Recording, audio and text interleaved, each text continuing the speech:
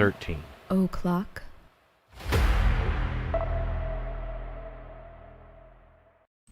Well, hey, everybody. Look, Tom's in this video instead of the video next door today. Actually, yeah. I just guessed it, though. It's not that good. There you go. That's a little bit better. Just a little piece of you was Yeah. in the one next door. Yeah. I got a message from Trey, and he said that he's like, you may not think much about it, but he's like, that little joke about Tom being in the next video over is one of those little quirky things that I love about you guys. That we always like make the joke about you being. Well, like I said, it's always because I'm usually already running the stream by the time he gets in there, so he can't see like where he's sitting. You know what I mean? Ooh, my computer's doing all kind of crazy shit over there. I don't know what it's doing. So, yeah, hey, everybody. What's going on? Tonight, we're going to be talking about this scumbag here, Mr. Jared Fogle, which I guess he was pretty well known around the world, I feel like. But I feel like it was mostly an American thing. I don't know. I just remember from commercials, and he really didn't make a big impression on Well, me. yeah. He was just some guy that claimed to have lost a lot of weight on sub Well, sandwiches. he did. I mean, Did he own the company or something? Or was he just a spokesman? No. for it? He just. We'll get into that. All We'll right. get into that. All right. He was just like a random fucking. He's a random dude. I just remember yeah. seeing him on there, and I didn't really care about him. Just, you know what I mean? It was just more media of the time. There was a shit ton of this kind of stuff going on, and it was 90s, I think it was. It was 2000s. Was it 2000s? Yeah. It was 90s. The first commercial was in 2000, and actually they Okay. aired like a bunch of commercials over the two. Okay. They pretty much until 2015 when he I got remember caught. him. I remember him. I just thought I first saw him in the 90s. No. Okay.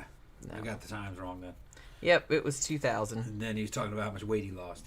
Yeah, it was a I lot. remember that. Canuck said, didn't this guy just get released? No, he's actually not eligible for parole until 2029. And there's no guarantee he'll be let out then. However, just about a month ago, there was a documentary about him I think it's called Catching a Monster, so maybe that's what it was. But yeah, he's not eligible for parole for several more years. They gave him, well, you know, he got a plea deal, I guess, so that's why he got like a slightly lesser sentence. But he got, I think he ended up getting 15 and a half years, something like that. But he has to serve, it's federal prison, so he has to serve like 80% of it or 85%. I don't remember what the law is. But so he's not eligible for parole until like he's served 13 years. So no, he's still in there. But he's in federal prison, and from what I hear, he's having like a fairly cushy time of it, which is kind of a shame because he's a dirtbag. So, you know. Yeah. There's that. He did get his ass kicked once, but not since then. So, you know. Okay. But yeah, Danny Rolling was in here telling some jokes about. It's funny because the what is it, the mild cholesterol problem to child cholesterol problem? Yeah. I had heard that joke before. I don't remember where I heard it though. There was a lot of jokes going around about what after that came out, like in 2015. Yes, and I've also heard the one about spending his life trying to get into smaller pants. I've heard that one as well. So yeah, I've heard all the Jared jokes. Yeah. Well, just because I've been like researching this motherfucker for like 3 or 4 days at this point, and I've watched a whole bunch of different documentaries about him and like read a whole bunch of stuff about it and shit like that. So I've heard all the sandwich jokes, and it's funny because just now before the show started. Tom was telling me he was out on his motorcycle and he got caught in the rain. It was a big rainstorm this afternoon, and he had to like pull into the Circle K to get out of the rain. And he went in and he said he got like a 6-inch sub or something or a foot long sub. And I was like, oh, so it kind of ties in with the theme of today's show. It wasn't Subway.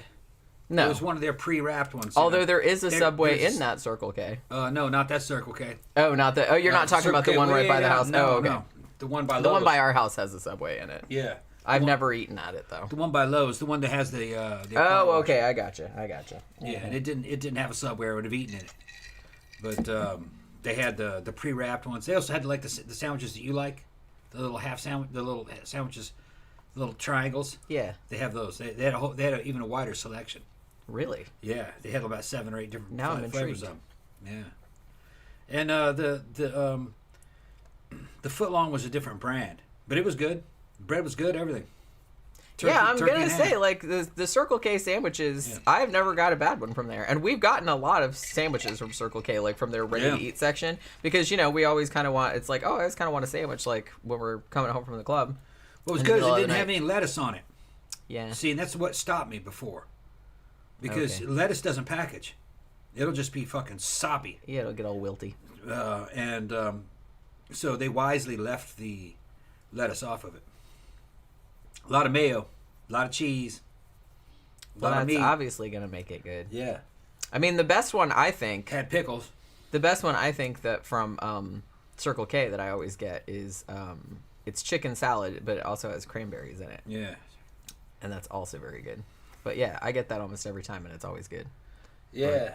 So I was headed back home, and the fucking weather was good.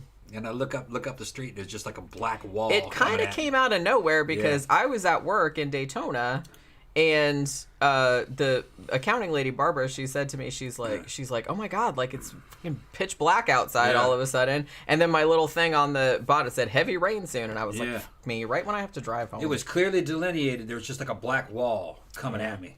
And I was like, oh, shit. And there was cars in traffic in front of me. And it hit, boom, and then it was all the wind, too. And it just, immediately I saw all these brake lights. Everybody slamming their brakes from it.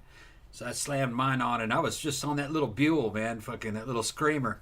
See, I didn't know that you were out and about in that. Like, that's... Yeah, man. I'm glad I didn't know until I felt like I afterward. was on the Millennium Falcon, and I had entered the fucking asteroid field, man.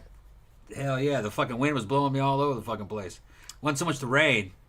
I was immediately sopped to the fucking bone. Yeah. Just immediately wet to the bone. But strangely enough, in your helmet, your head stays dry. So you have an illusion of comfort. Yeah.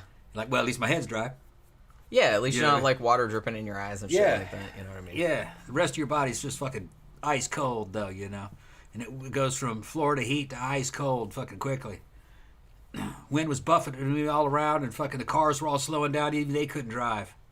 And they're on 4 wheels. I was going to say So I'm going, that fuck this, I'm getting off the road. despite Florida, which, it's I feel like the rest of the country has a perception of it. It's like this sunny paradise, which, like, some of it is.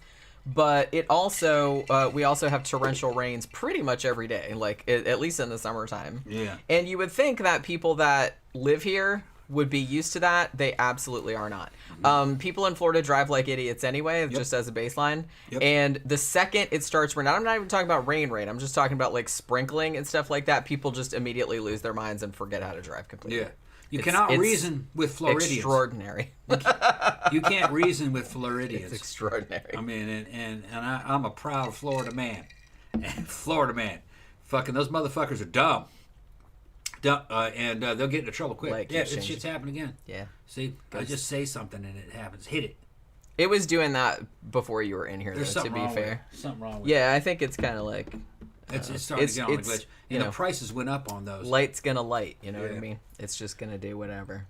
I think But yeah, it's- I mean, think on it's $2 my lower. hour drive home today, I so many times was like, what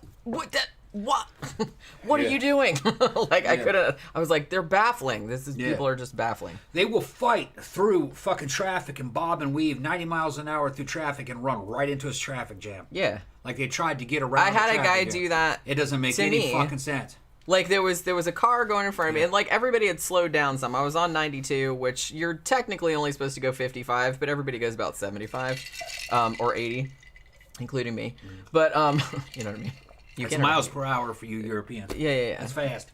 But yeah. So, but everybody had slowed down because it was raining. So it's like I was going probably about 70. The person next to me, like in this lane, was also going about 70. We were kind of like they were a little bit in front of me, like that. And this fucking douchebag like comes like roaring up behind me and like gets into this tiny gap like in front of me and the car in front of me, and he couldn't go any place. Yeah. Because there was another car like right. I'm like, what the fuck was that all? And I even like went in the mirror. I'm like, Crack why? is a hell of a drug. Just crack is a hell of a drug. like, what did that accomplish? Yeah. Nothing. Now you're stuck there. Yeah, and I'm stuck behind your stupid ass. Yeah, they'll Thank fight you. through fucking a quarter mile of traffic to obviously fucking run into a traffic jam.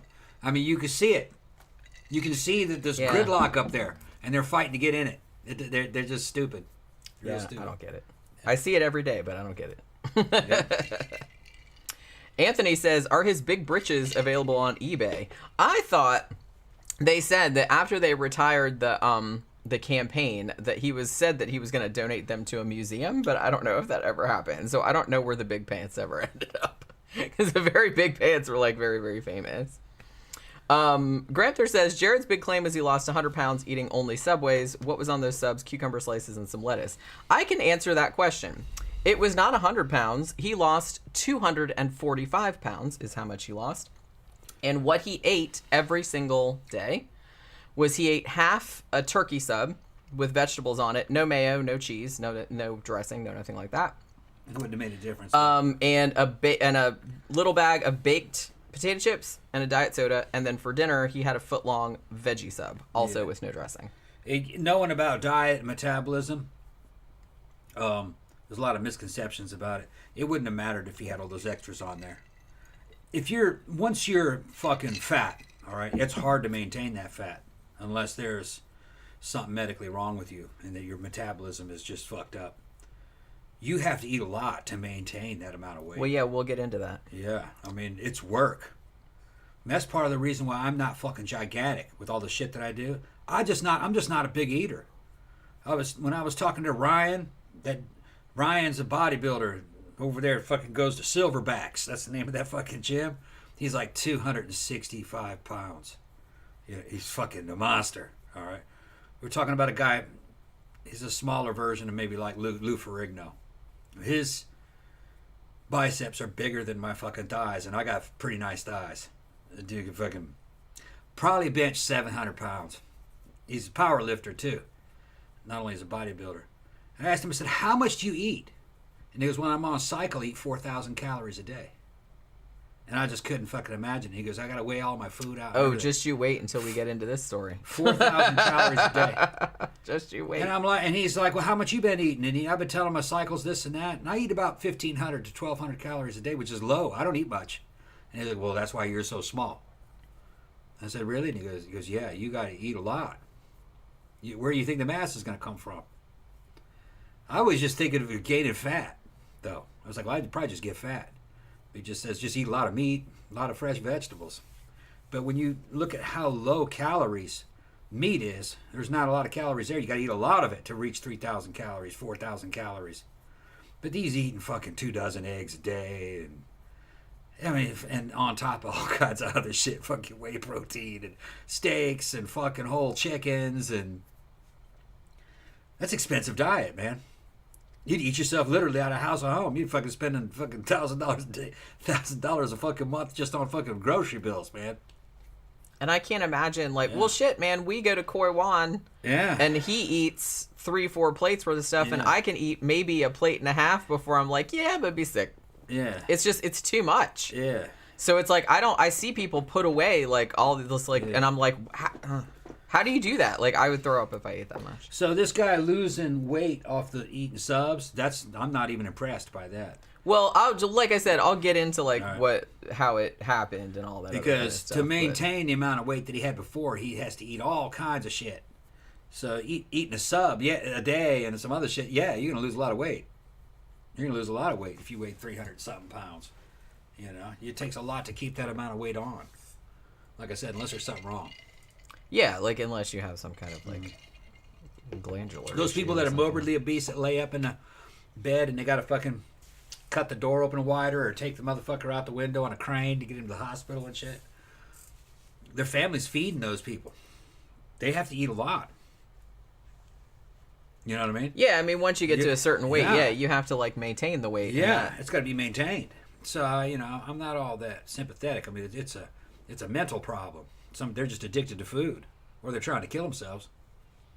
I couldn't eat what they're eating.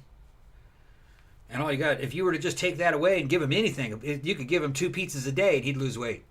Well, if you give them anything less than what they were eating before. Yeah. And that's what a lot of people said with the Jared thing, too, is that, considering how much he was eating before, any amount less than that, then of course you're going to lose it. And usually, like I said, if you're real morbidly obese like that, if you start eating substantially less, then the weight will come off very quickly. Yeah. At first. It's not great for your health, doing those crash diets like that, but, I would argue, too, that being 425 pounds as he was is also not very good for your health, which we'll get into in a little bit, too, because he was having all kind of problems. Now, you try that on me, give me a sub and some fucking Diet Coke and bullshit like that. Am I going to lose weight? No. No, I don't weigh enough. My weight's pretty stable. I've had days where I've eaten substantially less than what he ate in a day, though. But like I said, I think they calculated like the sandwiches that he ate, because he would pretty much eat the same thing every day, and they calculated that was like a little less than 2,000 calories, which that's, considering how much he was eating before and how much he weighed, that was like essentially a starvation diet for what he had previously been eating, and hence why he lost so much weight. But like I said, I've gone days where I've eaten less than that, like a sandwich and a half. And like I said, I don't know. The thing about it too, and I kind of want to get into this a little bit too, is because Subway, they had their, in conjunction with Jared's, him being their spokesman or whatever, they did the whole, trying to do the eat fresh thing, and it's like they were trying to like imply that their food was like healthier than other fast food places, which I guess some of it is, like, in the sense that it's customizable and you don't necessarily have to put like all the high fat shit on there. But if you go in there and just say, I'm gonna get a Subway sandwich, it's healthier than a Big Mac, I'm like, well, that depends on what kind of sandwich you get and what the fuck you put on it. Because if you sit there and slather it with mayonnaise and dressing and cheese and everything like that, yeah, it's gonna have way more calories than a fucking Big Mac. You might as well just eat a Big Mac. You know what I'm saying? So, especially if it's like a foot long. But yeah, if you go in there and get like a veggie sub, with nothing much on it except vegetables and shit like that, then yeah, that's a lot healthier. But Yeah. Ian England said, eggs, chicken, rice, broccoli, and cottage cheese are my go-tos. Yeah, you're a bodybuilder too, yeah. Yeah. Yeah, see, when I say I love eggs. 3,000, 4,000 calories, he told me I'd have to eat around 3,000 calories. But he's not talking about civilian calories where it's got chocolate in it now, ice cream and shit. Oh, yeah, it'd be easy to hit 3,000 calories of that shit. Yeah, just have like a few milkshakes. Yeah, a couple milkshakes. That's 3,000. That's not the calories we're talking about. We're talking about chicken, broccoli, fucking greens, cottage cheese, eggs. And you need to eat a lot of broccoli to get 3,000 calories. You need That's a lot of broccoli. You need to eat like a couple, 2 or 3 chicken breasts a meal on top of all this other shit that you eat. And then 6 eggs.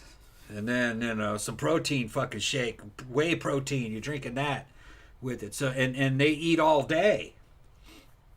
They're eating stuff in between meals. They're just fucking protein synthesis machines. Dude's huge, man. He's like 260 pounds, maybe about 5% body fat. I mean, he's dangerously low.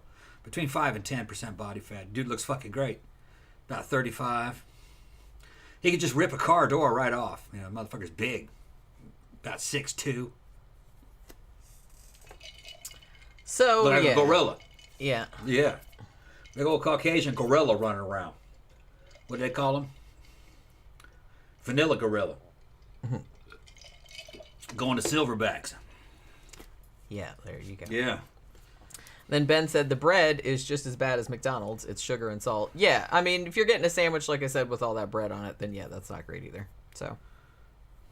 And honestly, I kind of feel like in a lot of ways, if you just go to McDonald's, if you don't get fries and shit like that, if you just get like a couple of burgers, that'd probably be better because they're smaller. The bread, it's not as much bread. I don't know. I guess it depends what you get, But some of the stuff at Subway is healthier. But I don't hate Subway. I know a lot of people have like a hate on for Subway because it's like the bread tastes weird, which it kind of does. But their sandwiches aren't great. There's lots of better places to get sandwiches. Like I said, if I'm gonna get a sub, I'm gonna go to fucking Publix and get it. So, because they're like a million times better. I've had Subway if it was kind of the only option, and it's fine. You know what I mean? Depending on what you get. But I usually get something plain. Like, I usually get just, like, roast beef with veggies on it. Camp guy's saying protein is calories dense. No, it isn't. Go look at sugar. Go look at how calorie dense sugar is. It's about fucking 5 times what protein is. I think fucking in a chicken breast, it's almost all protein. But I think the calories is only about, maybe 60 calories? 60, 70 calories, I think. Well, it depends on what size breast you're talking just about. Like a standard, just by the book. There's not very many protein, not a lot of calories in it. No, I think it's more calories than that, but I don't know how many it is offhand. I think it was under 100, if I remember correctly. Danny Rolling said McChickens are the shiznit. Yep. Yeah. I quite like McDonald's chicken sandwiches. Grandpa was talking about how skinny people used to be and how fat they are now. That crazy old dude I worked with at fucking Electrolux, fucking Jimmy, he was like 1,000,000 years old back then. He called it, man. I thought he was crazy, but I think he was right. He said everybody got fat when they came out with corn syrup. Yeah. So before that time, they were using cane sugar, and he said you could drink a 12-pack of Coca-Cola every fucking day and not gain any weight on it. And it says as soon as it became corn syrup, fucking everybody was getting fat. He said he saw it happen. Well, and the thing about it too is that corn syrup, now they put it in stuff that you Yeah. don't expect sweetener to be in. Yeah. Like it's in everything. I bet you corn syrup is the most calorie dense out of anything, or way up there, right up there with fucking kryptonite and fucking uranium. Kryptonite is calorie dense. Who knew? Yeah. You're gonna get really fat on that shit. Yeah. Oh yeah. That's why. Look at Superman. Look at Superman. Is that why Superman stayed away from it? Because he doesn't want to get fat? Oh shit, fuck that. Because he doesn't want to get fat. Yeah. Tammy says chicken breast has 165 calories per 3.5 ounces. Okay, thank you. That's still not much. Yeah, I mean, That's well, not much. that's why they always tell you if you're on, like, you're trying to eat healthy and stuff, Yeah. like chicken is a good lean meat. Yeah. Chicken, turkey, fish. Go, Actually, fish is the best out of all of them. yeah. Go see what an equal amount of fucking equal amount in terms of weight of sugar yields in calories. That's probably fucking 1,000. While I suck down Yeah. the thing of orange juice and vodka. Oh well. I didn't eat much today though. See, I ate less than Jared today too. I had one small, that was egg salad, right? Yeah. ones- No, that wasn't egg salad. That was tuna salad. Oh, tuna salad. I mean. With egg in it. Yeah. Tuna and egg salad. I had a Yeah. small tuna and egg salad sandwich when I came home. And then for lunch today, I had a little can of chicken salad and a little thing of dried coconut. That's it. That's all I had today. So I ate less than Jared. But yeah, so 452 calories for white bread. 6 ounces of white bread. Yeah. yeah, 452 calories. Anything and 6 white. ounces of white bread. Anything white is high in calories. Yeah, man. that's what they always tell you. bread, Just rice, potatoes, yeah, pasta. That's which is a shame because make you fat. because I love pasta Yep. and potatoes. You can still eat them. You just have to like eat Can't them eat in much of it. moderation. Yeah. You know what I mean? You can eat anything. I don't like the whole thing where it's just kind of like, oh, you can't eat that or that's a bad food. It's like you can eat stuff that you like, just not as often. That's all. Because if you make yourself miserable your whole entire life, like you can't ever eat stuff you like, then that's not any There's fun some either. about highly processed flours, like make white bread, and when your body goes to digest it, it releases lots of sugars very quickly. It's easy to break down, so you get fat off of it.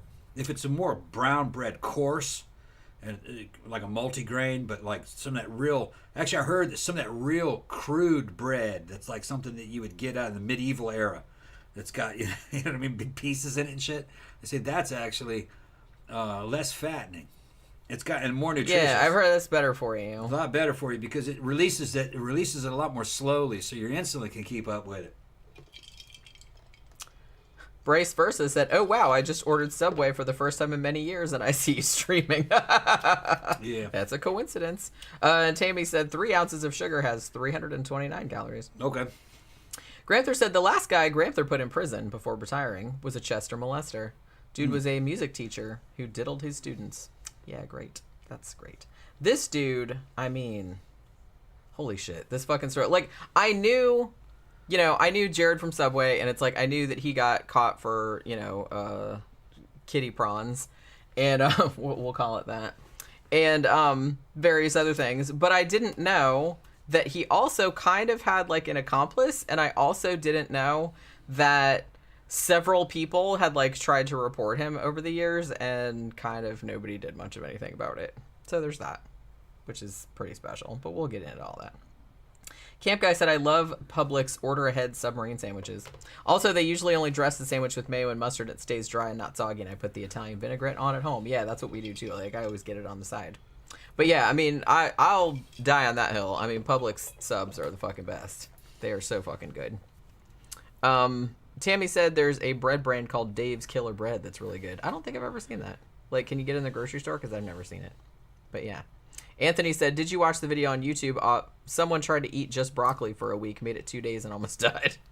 I don't think there's much nutrition in broccoli. Well, there's not much calories for sure. Like I said, to get your caloric, thing, you'd really have to eat a lot of broccoli, and it's like nobody really wants to eat that much broccoli. Why would you want to do that to yourself? I don't really know. A lot of people are taking in a lot of excess calories through their drinks, fruit drinks, sodas, coffee, because they're adding shit to the coffee. And I don't believe in all this sweet and low and fucking sweet and, that's probably got calories in it too. Like this was 0 calories. Well, it fools the test somehow, but I bet your body can't tell that from sugar. I just got a feeling, but I can't prove it. But I haven't noticed any weight loss from people fucking drinking diet colas. Yeah, but the thing about it, though, is I feel like a lot of people will do a thing where it's like, well, I'm going to get 2 of the supersized meals at McDonald's, but if I get Diet Coke, it'll cancel it out. Like, I've seen people have that sort of, like, mentality. It's probably better than corn syrup, but I bet you it's not that much better. Saccharin and shit. It probably does the same thing. Probably. I heard somebody else fucking argue that it's a chemical that fools the test for calories. But when that gets in your body just responds to it. It's like it was sugar. Bryce Versa said, "I worked at Subway for years. Dude came in and asked for a meatball marina with monetary cheddar." A meatball marina. The hell's that? With monetary cheddar. Monterey, yeah. Somebody that doesn't know how words work. Yeah. Yeah, monetary cheddar. Yeah. Ian England said, "Your body still makes insulin when you eat 0 calorie stuff." Yeah. Yeah. So It's probably better. In other words, it sees it as sugar. Like I said, if you want to have sugar, you might as well just have real sugar, but just like not much of it. Yeah. You know what I mean? The only thing that I use, because I use Sweet and Low, I don't like Splenda as much. Like it tastes weird to me. But I just have those little Sweet and Low sugar packets for my coffee. But I don't usually make coffee at home all that much anymore. So I'm not really all that worried about it. We're going to talk about bread still. Camp Guy said, "I'm not really a big fan of bread with a large number of different whole grains and nuts embedded in it." I do like that, actually. Yeah, I like real dense, like crunchy bread. Sunflower seeds in it. Although I do like a good olive bread. Yeah. Okay. One of my favorite breads, I kind of like anything that's like real thick and dense. I'm really into, with multigrain stuff on top. Like I said, Publix, their multigrain bread is delightful. I really like their multigrain. We're always plugging Publix. They better pay us. Had to go to Publix today and pick up some sodas. You wanted some sodas. Yeah. Stuff like that. Yeah. All right. So we're going to talk about this motherfucker? Yeah, let's talk about it. Let's talk about this motherfucker. All right. All right. So we'll start at, like I said, I think most people, here probably know who Jared Fogle is. He was a spokesman for Subway for many, many years. Got super, super famous and quite rich off of this, and recognized everywhere. And then it turned out, surprise, surprise, he was a child molester. You know what I mean? So that's great. All right. So, but let's start at the very beginning. So Jared Fogle. He's actually 5 years younger than me. So he was born in 1977 in Indianapolis, Indiana. Now, apparently, he was, pretty normal kid and everything like that. But when he was about in 3rd, 4th grade, right around the 80s, at the start of, like, the big video game boom, he got real into video games and would spend hours and hours on end playing them when he got home. And, so not exercising, pretty much, too. So he would just, like, sit in front of the video games and play them. And as he started doing that, he also started, snacking. And we're not talking about just, like, little snacking, I got, like, a little bag of Doritos or something like that. The kid would sit there for hours playing video games and would drink, like, cans and cans and cans of soda, whole bags of Doritos, like, fucking Pop-Tarts, Cheetos, cheese balls, just whatever. Like, whatever they had in the cookies, whatever they had in the house. Like, he would just bring it all, like, next to him so that he didn't have to, like, get up and, like, go, you know what I mean? Which I get that, because I grew up in the same era. I didn't really get into video games, but my brother did for sure. And man, he would just like sit there and play for hours and hours. He didn't need as much as this guy did, though. So this kid is like just sitting there, just packing away snacks and not moving around. You know what I mean? Basically, whatever was in the house, he would fucking eat it. So he did this throughout his entire childhood. To a point where when he was 19 years old, like he graduated from high school and then he was going to college at 19, and by that time he weighed 425 pounds.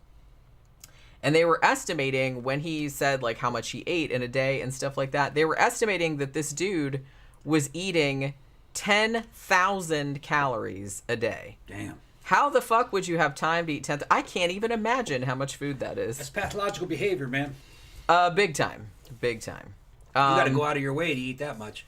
Yeah, I don't even... How would you even have time to eat that much food? That's a lot of food. Where do you have the money? I mean, I guess this was when he was a kid, like a teenager, so I guess he was... Now, I wonder where his parents were just like, Jesus Christ, you're fucking eating this out of house and home. I think his dad was a doctor, so I guess they had money. But that was another thing, too, is like his dad... He said, like in interviews, Jared said later on that, you know, after he went off to college, like sometimes he didn't want to like come back home and visit his parents and stuff like that because his dad was always nagging him about how fat he was. Because his dad was a doctor. Like, not in a mean way, but just kind of like, hey, you might want to, you know, get some of those pounds off. 425 pounds, that's kind of a lot. Well, because by the time he went to college, he couldn't really... I mean, you weigh 425 pounds, he can't really even just, like, walk around. And he said that a lot of times... I think he was just, like, a business management major or something like that. And a lot of times he would just, like, pick his classes by... you know, how close they were, like how easy they were to get to and how easy he could park at them, because it's like he had to drive to them sometimes if they were too far away, and sometimes he had to like find places to park where he could get out of the car because he was so big that he like had a hard time getting out of the car, you know what I mean? Because he was like he was a big boy. Like I saw some you know, documentaries about it, and they had like photos of him back then, and he was like a very, very large person. So he, you know, obviously having a lot of problems with, you know, he had some friends and stuff, but it's like a lot of times he would be walking with them around campus. He couldn't keep up with them because it's like, you know, he would start breathing heavy, and because, you know, he could walk maybe like 500 feet before he started like freaking out. And then he also started getting edema, like he started like swelling in the feet and legs and stuff like that. And also, because of his weight, he also developed sleep apnea, which is, you know, a problem that a lot of overweight people have. And because of this, like, he was waking up all the time, so he was always tired. And at one point, while he was in college, he was actually in a car wreck because he fell asleep at the wheel because of his sleep apnea. And he hit a tree. Like, I don't know if he was hurt bad or anything like that. It was probably all that fat, like, fucking cushioned it. But that was, I kind of heard, like, some sources said that maybe that was, like, partly his wake-up call, like, when he got in this car accident because, like, his health was so bad. And I think he went to the doctor, too, like, about the edema and everything like that. And they were like, look, bro, you really need to lose some weight. I mean, you're not going to... I think one of his doctors told him that he probably wasn't going to live, like, past 35 if he kept going on the way he went on. Because it's not only was he eating 10,000 fucking calories a day, which I don't even know how you manage that, but it's like he was not... moving around at all. Like, he could barely walk, you know what I mean? So they were like, you just can't go on like this, right? So at that point, he decided that he was just going to completely change his life. Now, the reason that Subway got involved in this was because he lived in off-campus housing at, I think it was University of Indiana, Bloomington. So he had an apartment, and the apartment building, and I've seen pictures of it, was literally like right outside the apartment building. There was a Subway like right there. It looked like it was in the same building, actually. It was just kind of like the next building over. So Subway was right there. Now, I don't know... What? Oh. I don't know, because I've heard that he had been eating at that Subway all the time, like previously to him starting the diet, but he would go in there and, you know, eat 10,000 calories worth of shit, you know what I mean? So it's just like, hey, give me 3 meatball subs or whatever, you know, and cookies and soda and everything like that. But because he was like, well, they have all these other options too, because they were starting to plug their, you know, we have, what was it, 5 subs or 6 subs, like under 5 grams of fat or something like that. But like I said, that's it being under 5 or 6 grams of fat, that means you can't have anything on it. You can't have any dressing on it. You can't have any cheese on it. You can't have any mayo on it. You can't have anything on it like that. So technically, if you put anything on it, it's going to be over that. But yeah, I always thought it was funny how they were always trying to sell all this fucking bullshit lies and fantasies to fat people. 0 fat, you can eat it. Man, eating fat doesn't make you fat. Eating fucking carbs makes you fat. Fat really is usually not digested. A lot of times it's just passed out of your bowels. It can end up in your bloodstream, but it's more like kind of a lubricant for your food, mostly. Eating fat isn't making them fat. I mean, it's the carbs. Okay, here's a good example. Candy corn. That's 0 fat. Eat a bunch of that shit. See how much weight you lose. You ain't gonna lose any fucking weight. Just funny. They just lie to people. Well, I think there was kind of a trend. There's always like trends in diets. Yeah. And I feel like that was kind of the trend in the 90s and the 2000s where, everything had to be low fat. But the stupid thing is, like, if you take all the fat out of something, then usually they would, like, cram it full of sugar so it would still taste good. Yeah. And I'm like, and that's just as bad. It works. Like, I was like, it's the same amount of calories, really. You can say, fucking potatoes, man. Fucking 0 fat. Eat up. You'll lose weight. No, you won't. Fucking pasta. I kind of feel like the thing about it, though, and I think Jared's case is, like, indicative of this. I mean, we'll get into the shit that he did later on, but this is kind of, like, early days still. But the thing about it is that if you're in a calorie deficit, you're going to lose weight. And it doesn't matter where those calories come from necessarily. Because the thing about it was that he's eaten 10,000 calories of junk food prior to this. And then when he decides to go on his quote unquote Subway diet, and he goes to under 2,000 calories, like I said, he could have been eating under 2,000 calories of chocolate bars. He still would have lost weight because he wasn't eating 10,000 calories anymore. Like would that have been healthy eating 2,000 calories of chocolate? Of course not. But I'm just saying he probably still would have lost weight, especially at the weight that he was at. Yeah. Because, like you said, it takes a lot to maintain that weight. You have to maintain that amount of weight. Right. Got to eat a lot. Yeah. Now, going into a caloric deficit, you'll lose weight. But unfortunately, you're going to lose muscle before you lose fat. The body will burn that up first. So, I don't know, it depends on the exact situation. I wouldn't, because I'm on stuff that bolsters my fucking metabolism. I can't go catabolic. If you're on any kind of anabolic steroids or testosterone or everything, you'll burn fat first. Because there's too much fucking protein synthesis happening. You can't go catabolic. Or it's harder, a lot harder. But a person who's older, with a normal old person's metabolism, you go on calorie restriction, your muscle will come off first. You'll end up just looking real loose and flabby, no shape. So losing weight through calorie deficit, I never recommend it. You lose weight through recomposition. Get in the gym, build muscle, burn fat, eat a lot. Don't eat a little, eat a lot. But just work out a lot, lift a lot. It ends up working out a lot better. The results. Fucking starvation. It's very fucking risky. Jen can get away with it because her system's bolstered with fucking anabolics too, slightly, just at therapeutic levels. So she can go on a low calorie diet and not lose fat or not lose muscle. For some reason, I'm a weird person, and it's just like my metabolism is jacked, and it's just kind of like I'm really not built to eat very much. Yeah, and she's got real good anti-aging genes. Her mom still looks young. Yeah. And Jen's in her 50s. She doesn't look like she's in her 50s. If I put her next to hope not. If I put her next to women that look or who are in their 50s, she just doesn't even resemble them. There's just a lot about her that just does not look like a 50-year-old woman. Now, there are a lot of those out there. But you can tell them they're night and day apart from the average woman. I see guys who are my age, and I just can't fucking believe it. They got the old man walk and everything. They look like they're in the 70s. Not everybody's aging at the same rate. I was reading something about that the other day because they were talking about, not modern day, but talking about back in the 70s and 80s, how much older everybody looked back then. And they were talking about some actors. You know that Wilford Brimley, you know, the diabetes? Diabetes? Yeah. Diabetes. Yeah. He was in the thing, too. Do you know that? Yeah. Yeah, Well, he was in that movie Cocoon in the 80s.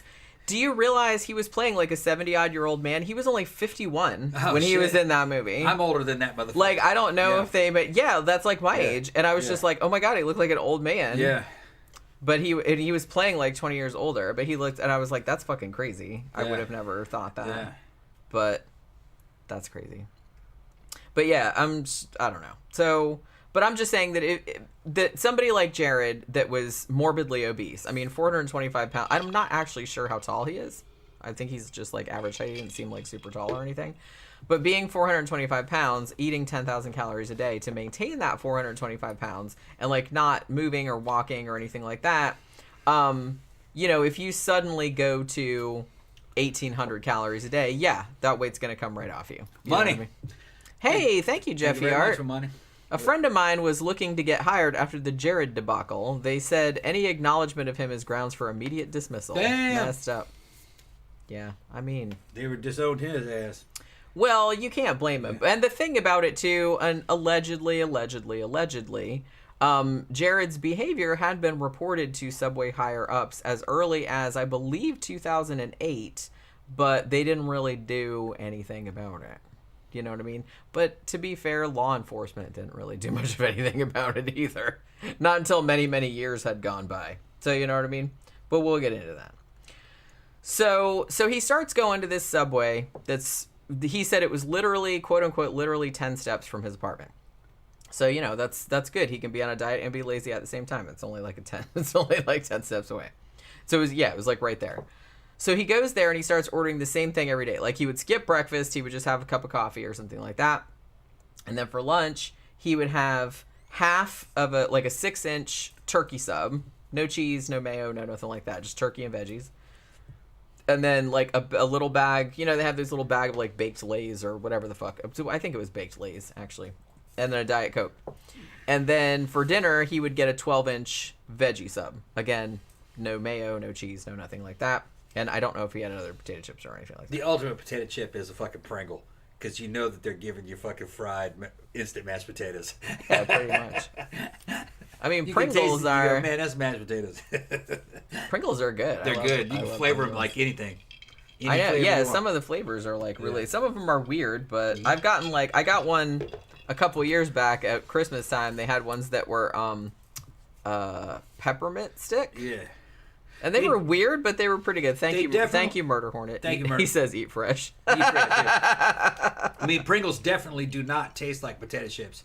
It doesn't say potato chip anywhere on the fucking box or on the tube. Not anymore. It says it's a Pringle. It's not a potato chip. It's its own thing. It's its own thing. But that's cool. They got them candy flavored and everything. I heard it in Japan. They got them fucking chocolate flavored and wasabi flavored. Actually, if you go to FYE in the mall, because you know how they have all the Japanese... they have that big section of like Japanese snacks and stuff like Pocky and everything. Sometimes I have seen like the weird Japanese Pringles flavors there. So sometimes they do get and the weird strawberries and cream and the weird Kit Kat flavors and stuff like that. They have all of that. Jeffy Art said the whole thing is crazy. Jenny, will you also mention Jared's accomplice Russell Taylor? Oh yeah, we're gonna talk about that motherfucker. Well, he's kind of like. This is so weird to me because Russell Taylor, like I said, I didn't even know before I started researching this that he had like an accomplice in this whole fucking shit show. And Russell Taylor, kind of the reason he got caught, but also, I don't know, I feel like Russell Taylor ended up doing like way more prison time than Jared, and I'm not really, well, I mean, I know why, but I don't know, it just seems like really weird to me, but yeah, we'll get into that. So he switches to this diet, and that's what he ate, like, pretty much every day. And I guess, like, the people that worked at the Subway, like, confirmed it. Yeah, the motherfucker's in here every day, and he eats the exact same thing. They always had it ready for him and all that kind of shit. So he, over the course of 1 year with this diet, and he also started walking, too, like, which he hadn't been doing before. He'd just been sitting around his ass. So over the course of 1 year, from 1998 to 1999, he lost 245 pounds. Which is amazing. That's like several people's worth of weight that he lost. So after this, what ended up happening was that he had a former roommate of his at college. Ended up being a writer for the student newspaper at the University of Indiana. And he passed Jared one day and didn't realize it was him. Like, he didn't recognize him because he hadn't seen him for a while because he had lost so much weight. Like, he went down to like 180 pounds, right? Like from 425. So he was like unrecognizable. So the guy's like walking past and he's like, holy shit, Jared, what the fuck happened to you? And he just said, yeah, I went on the Subway diet and it's like, you know, I lost all this weight and it's awesome. And now he can like do all this stuff that he couldn't do before. Like he can actually walk around and like have a life and shit like that, which he hadn't been able to do, obviously. So the guy was like, he wrote like a story, like a cover story for the student newspaper. I think it was called something like From Thick to Thin or Through Thick and Thin or something like that. So he wrote this story about Jared and his crazy diet, and how he lost all this weight, and it was like super inspirational and all that. So it turned out that this article that was in the student newspaper, it turned up right around the time that somebody that was like a kind of a big national writer that was writing for Men's Health magazine was working on an article about, and I think it was called Stupid Diets That Work. And he heard about this kid in Indianapolis who had lost 245 pounds by eating Subway. And he's like, oh, I need to get in on that. So he called him up. I think he couldn't get permission to like use his name at first. So he just like used a pseudonym. But he wrote about it, and there was like a big article in Men's Health about it. So, you know, that's a big magazine, like a national magazine. So a lot of people saw that and got, you know, that got a lot of attention. So obviously, because this got a lot of attention, it got back to Subway executives, because in the article, Jared actually credited Subway with essentially saving his life. Even though, like I said, it wasn't Subway specifically that caused him to lose the weight. It was just the fact that he made the decision to eat, you know, 8,000 calories less than he had been eating before. That's a good way of putting it. Like I said, you eat 8,000 calories less of anything, you're going to lose weight because you're not going to be able to maintain that large size body anymore. So, you know, so like I said, it wasn't Subway specifically that did it. Yeah. But Subway knew a good marketing campaign when they saw one. And it actually did end up it worked like gangbusters. That fucking shit was everywhere. I remember the commercials being everywhere.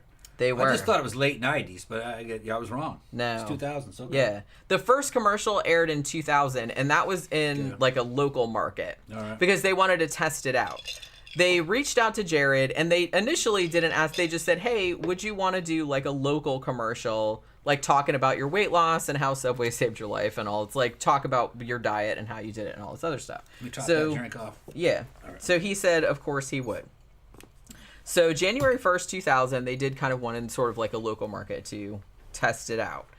And this first test commercial was really successful because the thing about it, and the thing that the ad executives, you know, picked up on right away, was that Jared was just this nobody. He wasn't anybody special. He was just this schlubby guy next door type dude. You know what I mean? He wasn't glamorous. He wasn't attractive. He wasn't anything like that. But he was just a regular guy who had an extraordinary story. Like I said, no, you know, he actually did lose all that weight, which, you know, that's something that a lot of people want to do, and they can relate to somebody that did it the way he did it. Now, you know, the thing about it is that Subway was pushing very hard, like, to say it's like, oh, the Subway diet, but they have to put all the legalese, like, in the commercial, which they always did. It's like, hey, it worked for Jared, but, you know, they didn't say he went on a starvation diet, even though he essentially did. But they're like, you know, consult your doctor before you do any of this stuff, blah, blah, blah. But it worked for him. You know, and they made sure to mention that he was exercising as well. Like, he was also walking and stuff, which he hadn't been doing before. So that also made a difference. But that's the thing. So they're going to, like, make it seem like it was Subway that did it. And this was so successful that, I mean, Subway, the first year, which was 2000, that they started doing the Jared ads, because they ended up doing like over the course of the campaign, which was really, really long, like several years, more than a decade. I think they did like more than 300 commercials with him. And he also like toured the country, and we'll get into that too. But They did a bunch of commercials with him. During the first year that they did the commercials with Jared, with the weight loss and, you know, him showing his big pants, which were 60 inches. His pants were 60 inches. And that's what, like, very, very famously, like, every time he would do, you know, a TV appearance or whatever, he would always hold up those fucking pants. And I don't even know what happened to those pants. But yeah, they were 60 inches. And then he had gone down to like a 34-inch waist. So if he held up the pants, like, it looked like he could fit in one leg. Well, he probably could fit in one leg, now that I'm thinking about it. Because he was very big on saying, oh, not only are they 60 inches, they're also the relaxed fit. You know what I mean? He said that like a bunch of times. But yeah. So it was so successful that I think Subway's profits went up 18% in the first year that they started doing it, and then 16% subsequently. So it was a hugely successful campaign. Like I said, particularly in regards to weight loss, Americans really, really like quick fixes. They like something that sounds easy. It's like, what, you know, can I do that? And so the thing about it was that even though it wasn't Subway sandwiches specifically that caused him to lose weight, it was the calorie deficit. But the fact that he said that it was so easy, I just have half a turkey sub for lunch and, like, you know, a veggie sub for dinner, and it's like I lost all this weight. Everybody's thinking, well, that normal schlub can do that. I can do that too. That's easy. You know what I mean? And I'll lose weight also. Well, like I said, that's, you know, it's dumb, but that's kind of like a lot of Americans want that. They don't really want to have to, like, work for anything, or, you know what I mean? Like, especially weight loss, because it's hard. So it's like, well, they don't really want to do anything that's hard. Yeah. The food industry, they're not going to tell you all the truth. I mean, to tell you the truth about the dieting and fucking how the body works and everything, they would end up losing a lot of money. Look at the old food pyramid they had back then. The big stuff at the bottom was all the grains and the cereal, and then the vegetables, and then the meat at the very top. Meat and all those grains and cereals, and they were just trying to sell you what they had in proportions of what they had. A healthy diet, that it'd be a lot better if that was pyramid was flipped over. Yeah, flipped over. I mean, maybe you should probably have the most meat and fish. You should probably have the most vegetables and then meat and fish. The way I heard it was meat and fish because it's fucking protein, and then the vegetables and a little bit of grains. So that'd be a lot better for you. Yeah. Because that's what animals eat, and other animals. They're eating fish, and look at a bear. We evolved to be a lot like a bear. Or a dog. Eating out of trash cans. Pack, yeah. It was like a pack animal walking around most of the time. Getting fish out of the water and fucking eating little animals and birds and fucking grabbing a fucking deer. And then some vegetables because they're growing, you know. But then they didn't have bread. That's from a much later era. That's from agriculture. They were just eating meat and vegetables. They really weren't eating bread. And that's maybe, what? That started maybe 20,000 years ago, 15,000 years ago. That's nothing in evolutionary time. But it's mostly meat. That's what caused us to get big brain capacity and stuff. That's why chimps don't have big brains. They don't get enough meat. Well, I read a couple of books where they were talking about the theory that probably when we learned to cook meat was when the brain started getting much larger. Because you can eat more of it, you can chew more of it, and you get better nutrition out of it. Yeah. Because your digestive system really can't. It was a pretty compelling case, if I recall. Yeah. It's been a while since I read it. They're talking about red meat, though. It probably wouldn't be the case with fish. That's probably easily digestible raw. Yeah. Yeah, he was talking about red meat. Talking about red meat. Yeah, mostly. You can unlock a lot more of the nutrition available. Having Mississippi in my background, seeing how generations before me and my grandparents' generations lived, they lived near water where it was easy to fish. And it's probably been that way since the dawn of time. The best way to get meat is to fucking trap it. Fish. That's an easy meal. If you got a line and a hook, you can fucking eat all day long. If you got a fucking fish trap, you just make it out of sticks. Stick them in the fucking shallow water and chase them into the fucking, basically a pen or a corral, and then shut it and go in there and get all the fish. You know, that's an easy meat. A lot easier than running down a damn deer. You know. So, I kind of think human brain size started to fucking get bigger when they were fishing. It's more likely, I think, fishing. Because even if that happened in Africa, there was a lot of places to fish in Africa, too. Get your ass eaten by alligators, though. Crocodiles. Or hippos. Hippos. Because hippos are assholes. Yeah. This whole out of Africa thing, yeah, it might have come out of Africa, Homo sapiens, but a lot of it probably happened in Asia, too. That's another thing. And up in Asia, there have been a lot of places to fish. Okay, that's it. All right. So, yeah.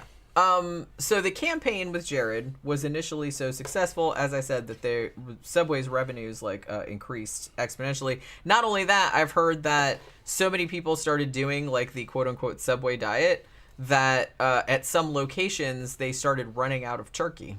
You know what I mean? Because everybody was getting turkey. Because that became like their most popular sub which is just goes to show like just people one thing. Well, it's just weird how one thing will just hit at a certain time and everybody just jumps on board with that. It's like so bizarre. But I remember him being like super famous like overnight, which is crazy. He was on Saturday Night Live. They did a whole show on South Park. They did all that. Remember that? Did you see what's it called? Jared Has AIDS. Yeah. Yeah. Do you remember that one? The guy brought up a good thing. He said there's a theory that ingesting natural hallucinogens might have jump-started conscious. Yeah, I heard of that. That actually, there was somebody on one of them damn TED Talks that I heard a long time ago. He made a real compelling argument for that. Human beings and other animals being forced to eat plants and shit and food sources they wouldn't normally be eaten because they're forced out by migration, and then they're tripping out on stuff. Having mind expansion, and that might fuel consciousness in humans. It might have possibly getting high. Yeah, that does make a lot of sense. Caused them to come to certain conclusions to where they can solve problems, and then they're surviving, and the other humans or humanoids that were doing this weren't surviving because they weren't tripping out and coming up with solutions. Okay, so because this was such a successful campaign, Subway offered Jared a contract, and basically giving him over $1 million a year to star in their commercials, like do a series of commercials, and also go around making like public appearances. So he would go around like when a new Subway was opening, like he would show up at the shit and do that kind of stuff, and just any kind of like events that they had scheduled, like at the corporate level, like he would show up. And the thing about it was he would always give speeches about health and about obesity and things like that, which he wasn't a nutritionist, he wasn't a dietitian, he wasn't a doctor, he didn't know any of that stuff. He was just like a schlub that decided he was gonna stop eating so much and lose some weight, and it worked. And so now suddenly he was an authority on stuff that really he wasn't an authority of, but okay. So, but like I said, people responded to him because, like I said, he was like an everyman. And I think that people were like, oh, well, if he did it, then I can do it. So I think that's why people responded so well. Because, like I said, if you see the commercials, because I was watching some of the commercials, a lot of them are on YouTube. And he doesn't come across, he comes across as like schlubby. Like I said, he's just like a very awkward, like average. I mean, watching them now, it's kind of hard to like separate yourself because you know what a scumbag he is. But back then, everyone just saw him as like kind of, oh, he's just like this regular guy, and it was like kind of endearing because he was like a little bit awkward. You know what I mean? So I think that's what people responded to, maybe. So he's making over $1 million a year suddenly. Keep in mind, at this point, he's only just out of college. He's only 22. Now, he did have a job like lined up. It was like an airline or something like that. But I think he worked for a little while, or he didn't even bother because Subway came knocking, and who's gonna say no to like $1 million a year? Nobody. I wouldn't. That's for sure. So yeah, he's like, okay, well, I'm gonna get all on that. So right around this time too, you have to think that because Jared was so obese, like during his whole entire, childhood and his college years and everything like that, he'd never really had a girlfriend or anything. But he actually did start dating after he lost all the weight. And he actually did start dating this woman who was, she had also graduated from the same college as him. And they ended up getting married. And she was actually even in some of the ads. I think because like I said, the ad started in 2000. I think like a year later, like right around the time they were getting married, like, she was in some of the ads as well. And he started like touring the country, like I said, giving speeches and, appearing at Subway openings and crap like that. So he does this for several years until I believe it was 2004. And then he decides that he's going to help children in America fight obesity because he's like, well, I want to, yeah, this is going to sound bad when I say it because, like I said, everybody knows what he did now. But it's like he wanted to target kids right around 3rd, 4th grade because that was the age he was when he first started, like, you know, gaining weight. And so he's like, so I want to get to them before they establish bad habits and start eating too much and, like, end up in the position that I was in. So he decides he's going to start the Jared Foundation, which was, you know, just a nonprofit to fight childhood obesity. So he set that up and he was like taking donations and stuff. And then he would go around, like I said, and give talks at schools and things like that. And the logo of it was even the A was like the big pants, you know, the big famous big pants that he was holding up. Did you hear that I said they were 60 inches? Man. Yeah, he held them up like all the time. Wow. They were like twice as big as him. Like he could fit in one leg. You know what I mean? Remember Jayco's? Yeah. What do you think of Jayco's? Yeah, it was just like wearing Jenkos. Yeah. I mean, yeah, Jenkos were pretty ridiculously big too, but not the waist, like the legs. No, the waist was tight. The waist was little. Just that each pant leg was like a skirt. Well, that's what I mean. I like just kind of feel like, to me, Jenkos were kind of like dudes want to wear skirts, but they want to like seem like they're not wearing a skirt. I only remember girls wearing Jenkos. I know guys wore them, but I saw guys wearing them. I only remember the girls. They look good on skinny, slutty girls. Raver girls. That's what they look. They have to be slutty. They have to be slutty. Okay. If you're not slutty, you shouldn't be wearing Jenkos. Yeah. Every fucking girl I knew that wore those was fucking ready to go. Yeah, back in those days. Well, there's room for two in those pants. That's why. My ex sister-in-law wore them. Yeah. Yeah, and she was a stripper and a slut. Yeah, she was great though. She was a good slut. Yeah. Yeah, I didn't get it. No. That was my next question. You knew that. No. You didn't get My it. buddy got it. Yeah, I heard all about it. You heard all about it. I saw it too. Fucking, she'd go out and fucking sunbathe in the backyard, fucking just in full view, because she didn't care. She was a stripper. She had big old implants and everything. Yeah. Yeah. She was hot, super hot. Yeah. Okay. Yeah, my sister-in-law. She's fucking crazy, walk around naked. Yeah. Jeffy Art said he used to stuff the kids in those pants while on tour. So cringe, given hindsight. I mean, so many because he toured so much with his quote unquote foundation, which surprise, surprise, turned out to be a scam later on. But so there's so many photos of him surrounded by children that it's really, really disturbing because he was just like going all over the country and going to middle schools and elementary schools and like talking and they all just thought he was the shit. That's her. Okay. Yeah. They all just thought he was the shit. And nobody knew back then. So that's her in the brown shirt. That's my ex-wife in the goth outfit. All right. Just let you guys know. I'm not making it up. Well, thank you. Not making it up. Oh, wait, we got another picture of her. Yeah, that's what she looked like when she wore Jayco's. Except those aren't Jenkos. I think they're not Jayco's, but that's her. That was a few years later. That's what I'm talking about. Yeah, she walked around naked. Okay. So he's going all around with his quote-unquote foundation, speaking at middle schools and blah-de-blah. And so that's the thing. Now, it ended up, they found out later on, that the Jared Foundation, I think over the course of its existence, they raised somewhere in the neighborhood of $650,000, $700,000, something like that. Probably only 100,000 of that went to anything and even remotely having to do with childhood obesity. I don't even know about that. And like a lot of it, they don't know what happened to it. So I know what probably happened to it. It probably just went right up Jared's nose, or he used it to pay strippers. That's probably what happened. But yeah, we'll get into that in a minute. So yeah, the Jared Foundation turned out to be crap. But the thing about it is that it allowed him to get into schools where there were kids and he could interact with kids all the time.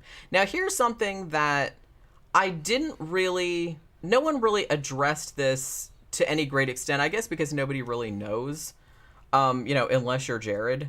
you don't really know, or unless you're somebody that knows him. But the thing about it is that how long was Jared, into kids? Let's put it like that. Because as far as I could determine from my research, which admittedly was, limited, it's only like over a couple of days and stuff, but, he didn't really get in trouble for anything like that prior to him getting caught, like, later on with, you know what I mean? So I don't really know if this was just something that was kind of in the back of his mind the whole time, but he never acted on it until he was kind of given license. Because I don't think that it just kind of like came on him suddenly. Oh, suddenly I'm going to be like a fucking crocodile. A pedometer. You know what I mean?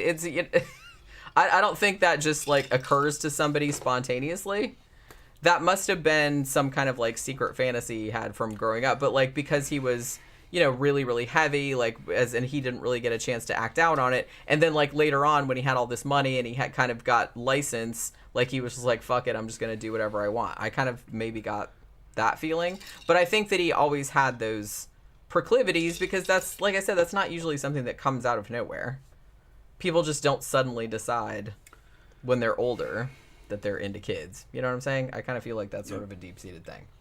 But nobody really... I mean, I saw a couple of people that, documentaries that kind of mentioned that, but I guess there's really no way of knowing unless you're him. So you know what I mean.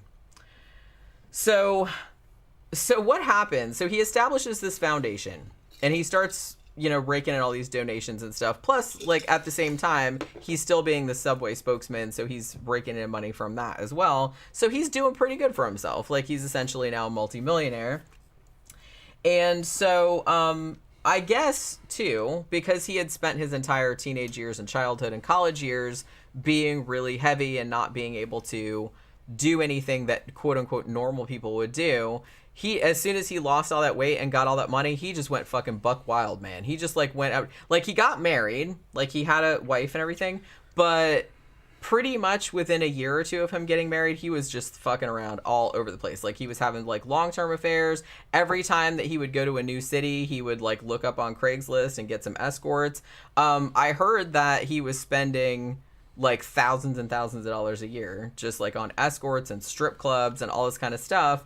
So he just went crazy, I feel like, as soon as he got the money and the license to do so. He lost all that weight, but I wonder what he looked like.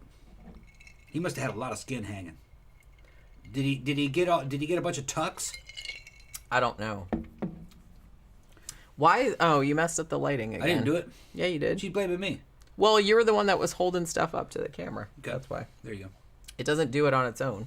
It does it when you hold stuff up to the camera that's, like, bright, you know what I mean? But yeah, so he just starts fucking... showing everybody Lindsay. They're going, yeah, she does look like a slut. Yeah. She was a good slut, though. She was like the top #1 stripper of Biloxi. There's nothing wrong with sluts. Yeah, she has socks that says slut on them. That was the first... when I first met her, she had socks that says slut on them. I kind of want Yeah, those. they were knee socks. Now they have the 3 stripes on the knee socks, and in the center stripe is broken, and it says slut. Cute. She was like the top stripper of fucking Biloxi back in the late 90s. I don't remember what strip club she worked at, but she made like $1,500 a week in Mississippi. That's like a fucking millionaire. She had a lot of money, and my ex's family was a typical Southern family. They lived on a compound. They'd buy 5 acres, and then they just build houses for the whole family on those 5 acres.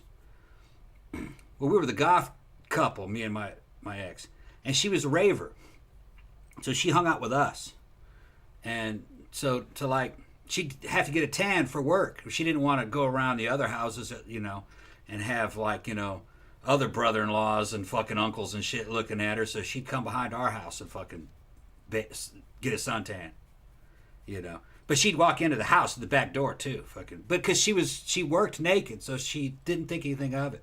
She'd just come in bikini bottom, fucking beautiful fucking implants and shit. But you got used to it. You got real used to seeing her like that. It was her job. And her boyfriend was like a real good looking bodybuilder. His name was Tom also. He was a friend of mine.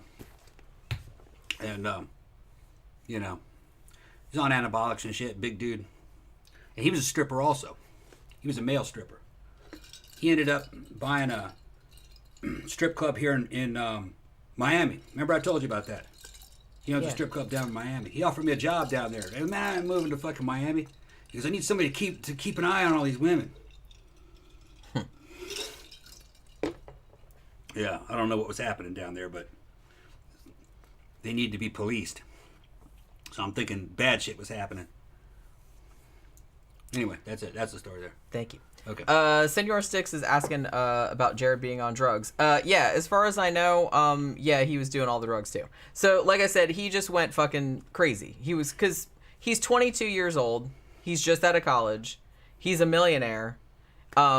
He just lost all this weight and is probably, doing a bunch of stuff that he didn't get to do when he was a teenager. So he's probably like fucking trying to live his best life. That from his point of view, you know what I mean? So yeah, like I said, he got married, but immediately started. He didn't only cheat on his wife because he had like long-term affairs, like with several women. Like many women came forward and said, "Yeah, I was sleeping with him for like years and years." So he had like long-term relationships with other women. But he also, whenever he was on tour with the Jared Foundation, like he would call ahead to like the cities and like he got most of the escorts off Craigslist.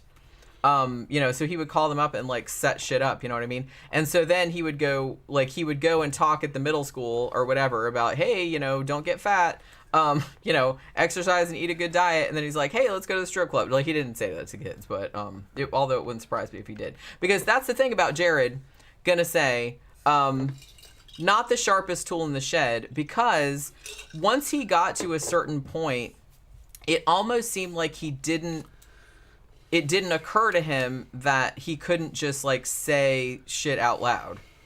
You know what I mean? Because he would say shit to people like, hey, that middle schooler is hot or whatever. And it's just like, it didn't occur to him that somebody might like find that problematic and like might turn his ass in.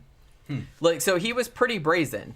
I think he got to a point where he just thought he could just get away with anything because he got so much success so quickly after, having been, so lonesome and sequestered and stuff like that, like during his childhood and his teenage years. I kind of feel like he just went fucking nuts.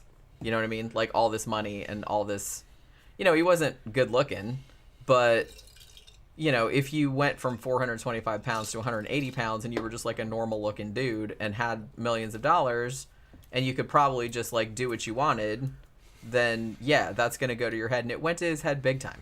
Big time. So yeah, so he starts having all these affairs and going to hookers and, he'd go to strip clubs and be like, hey, I'll pay you $50,000 if you'll come back to my hotel room, and fucking, it's just crazy. He was doing all that kind of shit. Now, one of the women that he got involved with, like, long term, was this woman that he met. Her name was Rochelle Herman Walrand. And she was like a radio host. I think they met at because she was there like at some school that he was talking at. Like she was there covering it or something like that. And they met in 2007 and they started, having a sexual relationship. And this was in Sarasota, I think in Florida. So, and around this time too, I think like around 2007, 2008, his first wife filed for divorce.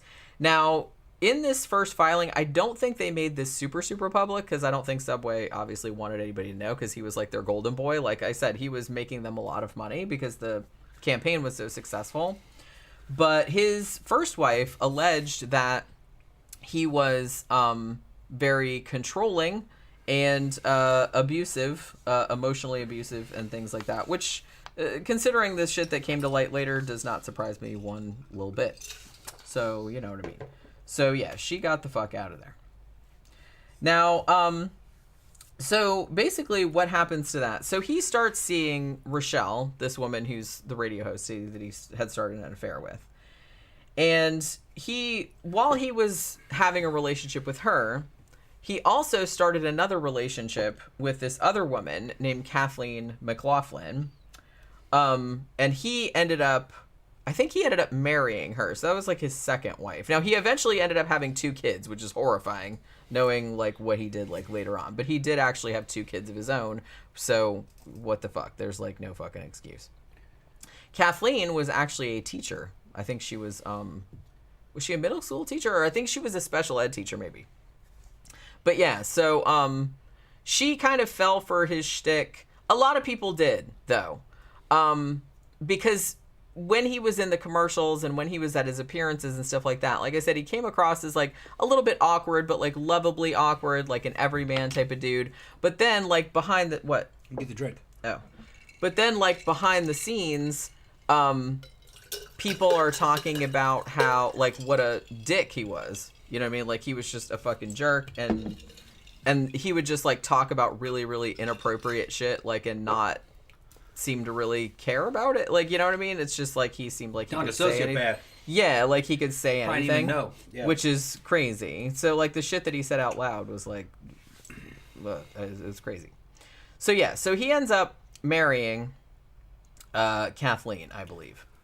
Now, around this time too, while he was doing all of these speaking tours with the Jared Foundation, this was also around the time that he met the guy that would end up being his partner in crime. And this motherfucker's name was Russell Taylor. Now, at the time that he met Russell Taylor was working for, I think, the American Heart Foundation, American Heart Association, whatever it is. So he was working for that, like, as their youth projects coordinator. So, like, whenever they were doing, like, youth programs or whatever, like, he would coordinate that. Obviously, that was, like, his job. So the two of them met. They were both there, like, doing some kind of, like, you know, children's health program, like at some middle school or something. And Jared was supposed to give a speech, and Russell helped him write it or helped him punch it up or whatever. And so the two of them kind of hit it off, and they went out and had dinner and started talking, and they discovered that they had a lot in common, so they kind of, you know, became friends. And eventually, Russell Taylor would kind of become Jared's kind of, like, right-hand man, you know what I mean? So what ends up happening there is that they would, I guess they both had an interest in, they were both like fucking hypersexual, so they would both had an interest in, hey, as soon as we talk to these middle school kids about not getting fat, let's go hit the strip club and see if we can get that stripper to come back to the hotel with us and have group sex with us. You know what I mean? So it was that kind of shit. So they started doing that. And they also started drinking a lot, like really, really the good shit, because, you know, like I said, Jared could afford it. Drugs, pretty much all the drugs. Like everything you can imagine, like as far as like a big fucking party lifestyle would entail. Now, so yeah. So the two of them, it just seemed like they were into the same kind of shit, like I said. And Russell Taylor was into some fucking weird shit too. So we'll get into that in a second. So after they had been hanging out for a while and discovered all of these proclivities that they had in common, Jared says to Russell, hey, why don't I make you the director of the Jared Foundation? And then that way we can both tour the country together, and, you know, we can go to every city and, you know, hit the strip clubs, get some hookers, hang out with minors, you know, that kind of shit. Also, we can travel around the world and do some, you know, sex tourism. So yeah, the two of them did that as well. Hey, let's go to Thailand so we can have sex with underage girls. They would do that kind of shit too. And they bragged about it later on, which, you know, great. So yeah, they'd go, because, you know, you guys know, there's some countries in the world where you can... No age limits. Yeah, although I think there is an age limit there. It's just that they're not enforcing it. Well, yeah, I mean, what that amounts to the same thing. Yeah. Pretty much. The cops are in on it, too. Yeah. Like the vice cops are taking bribes. That would make sense. Yeah. Because that's, I mean, I hate to say, but it's like a huge global industry. Like a lot of fucking perverts will fly out there and pay all kind of money. Some cultures don't have that underage thing. They just don't have it.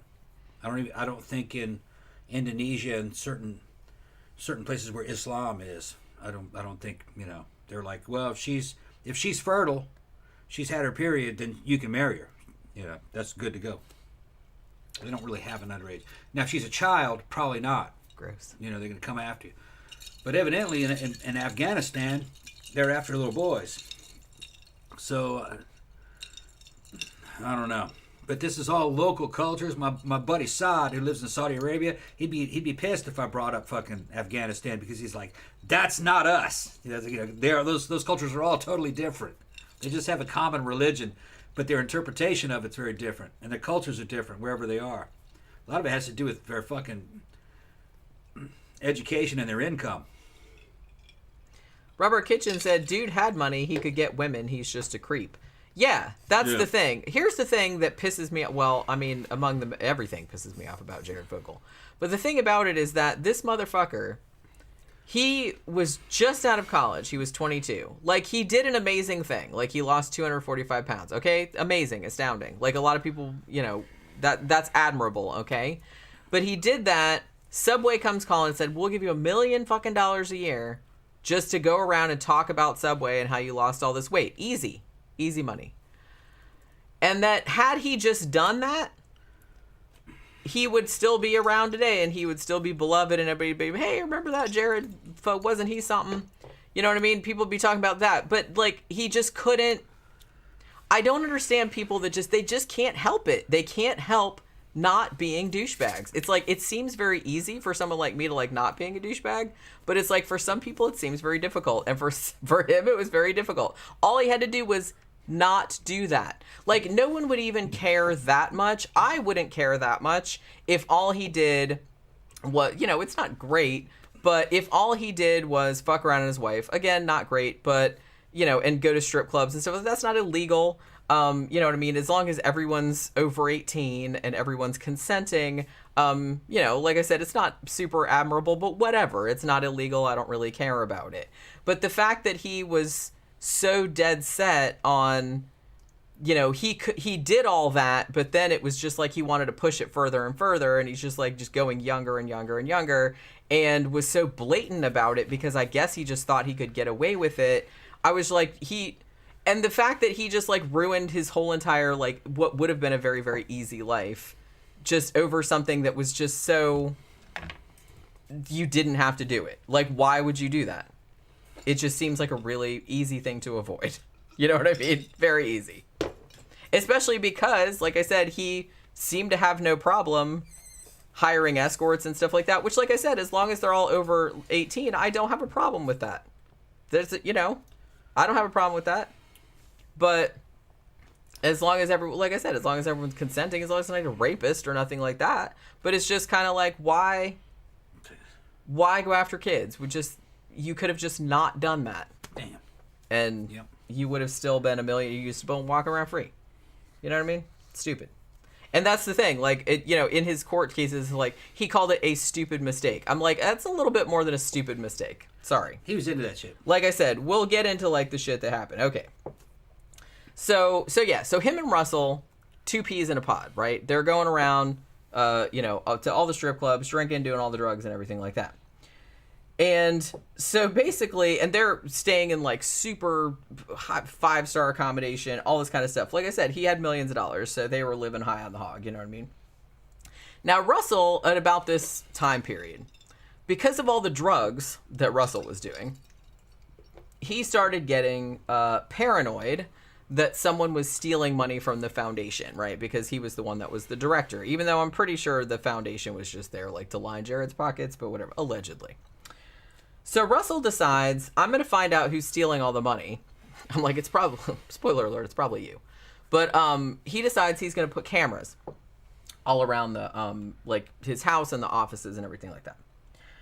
So the cameras happened to catch, there was a teenage girl who worked at the foundation, like as an intern or something like that. And the cameras happened to catch her and her boyfriend sneaking into the office and having sex. So Russell says to Jared, hey, we caught like one of the employees, like her and her boyfriend were fucking in the thing and we caught it on camera. Jared was not mad. He's like, I want to see that shit. Yeah. He wanted to see that shit. So yeah. And so he sees it, and apparently, and like I said, she was 16, 15, 16, something like that. He liked it so much that he says to Russell, hey, maybe we should install more cameras around this place and like see what else we can get. So, you know. And then, as it went They didn't on, see the camera? no, they're hidden. Okay. They were like little bitty like spy cameras and shit like that. Like they were secret ones. All right. You know what I mean? They weren't just hanging out because he put them around there like secretly, like so he could catch people because he thought people were stealing from him or whatever. Right. So as this went on, they actually ended up installing cameras all around Russell's house, which, by the way, Jared bought for him. Now, here's the interesting thing about these two dudes' relationship, is that it seemed to start out as like a friendship of like two mutual, like, you know, they were like, hey, you're a pervert, I'm also a pervert, hey, let's hang out. It was that kind of thing. As it went on, though, Jared started getting this weird power trip over Russell because he had a lot more money than him and shit like that. So he would do shit like he bought Russell, and at this time Russell had married his wife, whose name was Angela, and she also had two daughters who I think when they married were 10 and 13, but like, you know, they were married for a while. We'll get into that in a minute too. But so he bought the family a house, and Jared never tired of reminding Russell, your whole entire life is due to me. Like, I own your house, I pay your salary, I do this and that, so you pretty much have to do whatever I say. So it was like this weird power dynamic. And another thing that's weird, you're gonna love this, Jared made Russell, like, if he wanted something, like, he made him call him daddy. Damn. Why would I love that? I'm just saying. Just I thought you would think that was funny. All right, yeah. But it's like the fact that he's like, so like if Russell asked for something, he's like, well, what can Daddy do for you? Like, because he was the one that had all the money. See, I thought it was going to go further than that. I thought he was going to say that he demand. I thought he was going to demand fucking privileges over his wife. That didn't happen because his wife was over 18. So yeah, so I guess he wasn't interested. So he wasn't interested. Right. Yeah. Well, like I said, Jared was. He was like, you know, his wives were appropriate age, were his age, but a lot of times, like at first, like the escorts that he hired were barely legal. They were just like 18. Right. And what he would start to do after a while was that he would hire like an 18-year-old escort on Craigslist, and then he would have sex with her, and then he would ask, hey, do you know anywhere I can get someone younger? Yeah. I'll give you a finder's fee, like if you can find me someone that's younger. So that's what he would do. Like he would solicit escorts on Craigslist that were legal age to bring him younger ones, and he would give them a lot of money if they would do that. And some of them did. So that was kind of how he found him too. And the thing about it, so Russell installs all these cameras in his own house, and so kids, and he would invite kids over, like his own kids or his kids' friends, like his kids' friends, you know, kids from the foundation, like they would invite people over. And sometimes Russell would allegedly kind of ply them with alcohol and things like that to make them a little more pliable. And then they would, you know, have all these secret cameras in there, and they would be like dressing and showering and things like that, and they would keep all of the fucking footage. Now, if the footage was really good, Russell would send it to Daddy, being Jared. Hey, check this out. If it wasn't that great, he would just keep it for his own self. Right. But they did do a lot of kitty prawns in the house. You know what I mean? So there's that. Now, like I said, there's this whole thing. I don't know. There's this weird fucking power dynamic going on with the whole daddy situation that just like weirded me out. Also, another thing that Jared would do is that Russell was gluten intolerant. So Jared would like force him to eat food that had gluten in it, so he would like get sick. Like he would do that to him too. Like so. Jared just really sounds like a fucking monster at this point. And like I said, I don't know if he was always like this, and it just, this, you know, losing all the weight and getting all this money, like at that young age, just like unlocked it, or if something triggered it when he was older. I don't really know. I mean, like I said, I kind of find it hard to believe that anyone this monstrous was just like, that it just popped out. I think that it was probably like happening all during his childhood. But I mean, he seemed to have a normal childhood, like he wasn't abused or nothing. Now Russell, on the other hand, Russell Taylor, at least according to him, was horribly abused as a child, like sexually abused. And I think somebody mentioned in the comments earlier that like some of his mother's friends, like his mom used to kick the shit out of him. He was also sexually abused by an older neighbor boy who also shot him in the back, I think, with a pellet gun or something like that, for, you know, threatening to tell on him. So there was that. And then like I think he went and lived with his dad, and like some of his dad's friends like abused him too. And like I said, that doesn't excuse anything because a lot of people have been through horrible childhoods like that and didn't grow up to be abusers themselves. But I'm just saying that that's, and I don't actually know if it's true, but that was the story that he told anyway. So here's the thing. So that kind of shit is all going on. And there's also kind of like a thing where,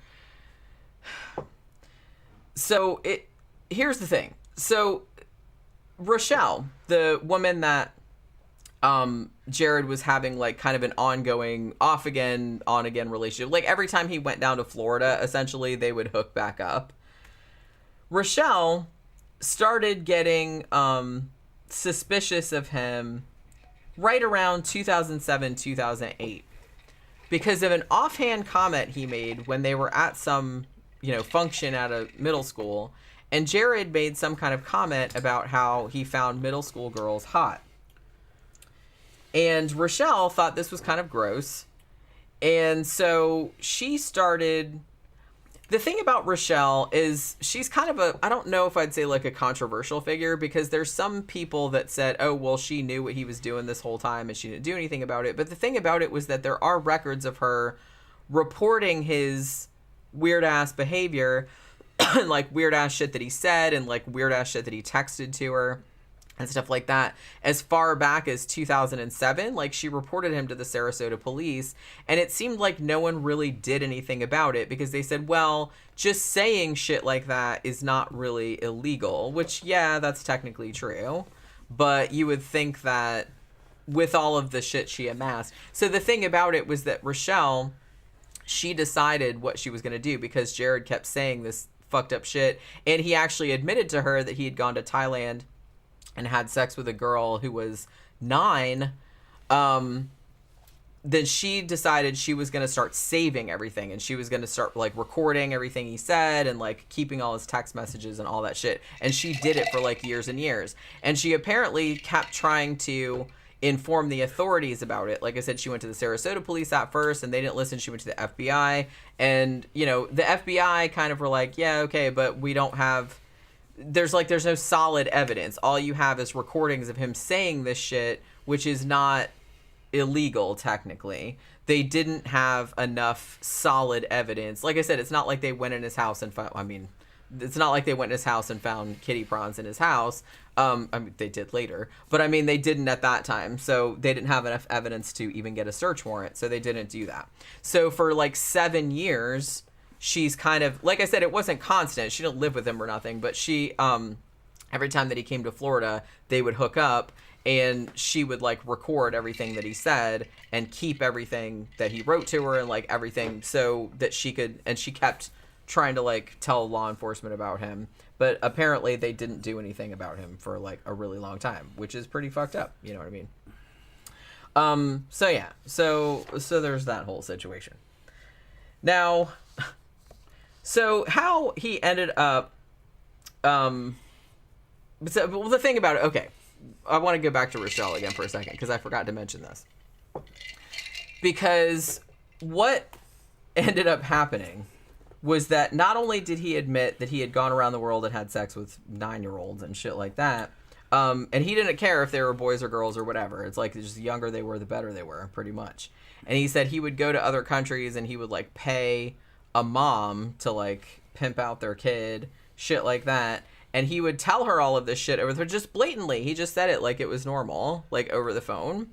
And she said she was so fucking grossed out by this because she had kids of her own, right? And so she was like, the fact that I just sit there and listen to this motherfucker like saying all of this was really like taking a toll on her because she did this for years and years. And the thing about it too was that he eventually, because she kind of played along, because she was trying to get all this evidence, like hoping that they would arrest him.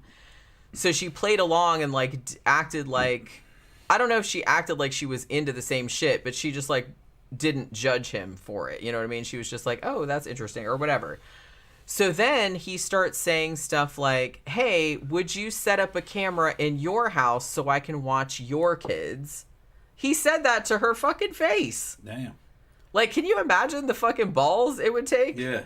To like say to like a woman that you're sleeping with that has kids, hey, would you mind setting up some cameras so I can watch your kids get naked? What the fuck, man? Can you imagine saying that to another human being? He's fucking crazy. Yeah. Like I said, what the fuck is wrong with this dude? He's crazy. I mean, that is fucking insane. So yeah, so she, like I said, she keeps going to law enforcement. Like I said, eventually she went to the FBI, and they were like, well, look, we can't, just saying something like that, it's not illegal. It's like not enough. Yeah, you can't just say, oh, middle schoolers are hot. It's like, that's not illegal. Like I just said, it's just there. Like I don't mean it, obviously. There's something else kind of coming to mind now that you're talking about law enforcement's inaction on it. Kind of brings you back to this one contract that we were on. One of the staff members, she was an ex-parole officer. And we were in the lunchroom and in between fucking classes. And she, somebody was brought up all these damn pedos and shit. And she said, yeah, that's all bullshit. They need to fucking back off on all that crap. You should see the problem it's doing for the entire prison and parole system. And like, what are you talking about? And she said, most of the shit is these 12 to 17-year-old girls sending nude selfies and shit to guys that they like who are in their late teens, early 20s. And then those guys are doing fucking time and ruined for life. And she was like, those girls know what they're doing. This is a woman said that. Those girls know what they're doing, sending them photographs. They want to send them. Says, why are you throwing these kids in jail for that? And them other fucking ex-cops and contractors didn't like that. I was just like, well, how many of them are there? And she goes, oh, the whole system's just fucking flooded with them. And in some states, they can't even fucking live. They put them all these sex offenders restrictions on them. They can't even live anywhere, so they end up in these homeless shelters. Just something to consider. Well, that's the thing. It's just like everything else. It's all about context. Yeah. Obviously, you know, this is a 20-something, 30-something-year-old man talking about having sex with a 9-year-old girl. Yeah, it's a lot different than what I'm talking about. Right. That's fucking... Yeah. That's miles away. Yeah. From, you know, a 16-year-old with a 13-year-old girlfriend. It's weird, but it's like not... I don't see that. That's obviously not the same thing. She was saying most of the pedo offenders in the system are not this. Most of them are these dudes in their late teens, early 20s who end up with these like photos. I said, that's why everything has to be... So everything has to be taken on a case-by-case basis. Yeah. Something like this, obviously, this is blatant. Yeah. I mean, this is fucked up. Like I said, he was going around the world paying for as young as he could get him. You know what I mean? Yeah. And that is obviously... He was fucking predatory. And asking... Yeah. Women like normal aged women that he was sleeping with, hey, can I put secret cameras in your kid's bathroom? He's crazy. I mean, who the fuck's it? He's lost touch with reality. If I was talking to somebody and like he just said that, I was like, did you just say that out loud? Losing all that weight fucking drove him crazy. What the fuck, man? Like in what universe is that okay to say out loud? Maybe it's the kind of situation where he's a sheltered guy who didn't develop very much. I kind of think that was, and I'm not excusing it. I'm just saying that he just like... Yeah, so he's kind of real retro, and he's fucking stunted growth from being as kind of a sheltered fat boy. And then all of a sudden, he's a fucking superstar, skinny fucking superstar, fucking yeah, and he's getting all this attention. He's got all this money. And he can go everywhere. He can do whatever he wants. Do whatever he wants, and then he can't handle it. Clearly, he's lost his fucking a clear view of what's real and what isn't. He thinks he can just do anything now. Motherfucker needed a beat down. He just needed a beat down. That's all it is. He didn't get enough beat downs. He needed a beat down. I feel like he just had the one, like in prison, which we'll get into in a little bit. But somebody said that about my kids. I don't have any kids, but I would just fucking get right up and bunch of fucking blows. I don't think you would even finish that sentence. Nope. To be honest. Nope.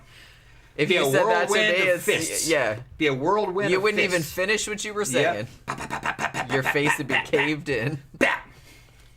He'd wake up like and rightfully so. He'd wake up a few days later. What happened? He's in the hospital and shit. Yeah. What's happened? You brain fucking mouth. That's what happened. Yeah. Why are my ears ringing? I mean, Jesus Christ. So yeah. Oh, Jesus Christ. All right. So yeah. So as I said, poor Rochelle. I know that I have seen some documentaries that kind of blamed her, like she knew what he was doing this whole time and she didn't do anything about it. But from everything that I've seen, and like I said, I wasn't there. Yeah, listen to what Mr. 88 said. She said a lot of that shit. That ex-parole officer said there was a lot of that shit. Guys were getting caught up over stupid shit. Go ahead and read it. Yeah, it said it happens. Guy and gal, both 16, in a relationship, exchanged sexting messages. Images were still on his phone 4 years later, and he was charged with having kitty prawns. Yeah. Yeah. And he's like, what the fuck are the cops thinking? That wasn't kitty prawns during the time he was getting it. It just aged into that. Yeah. Yeah. But, what are you going to do? Like I said, you can't...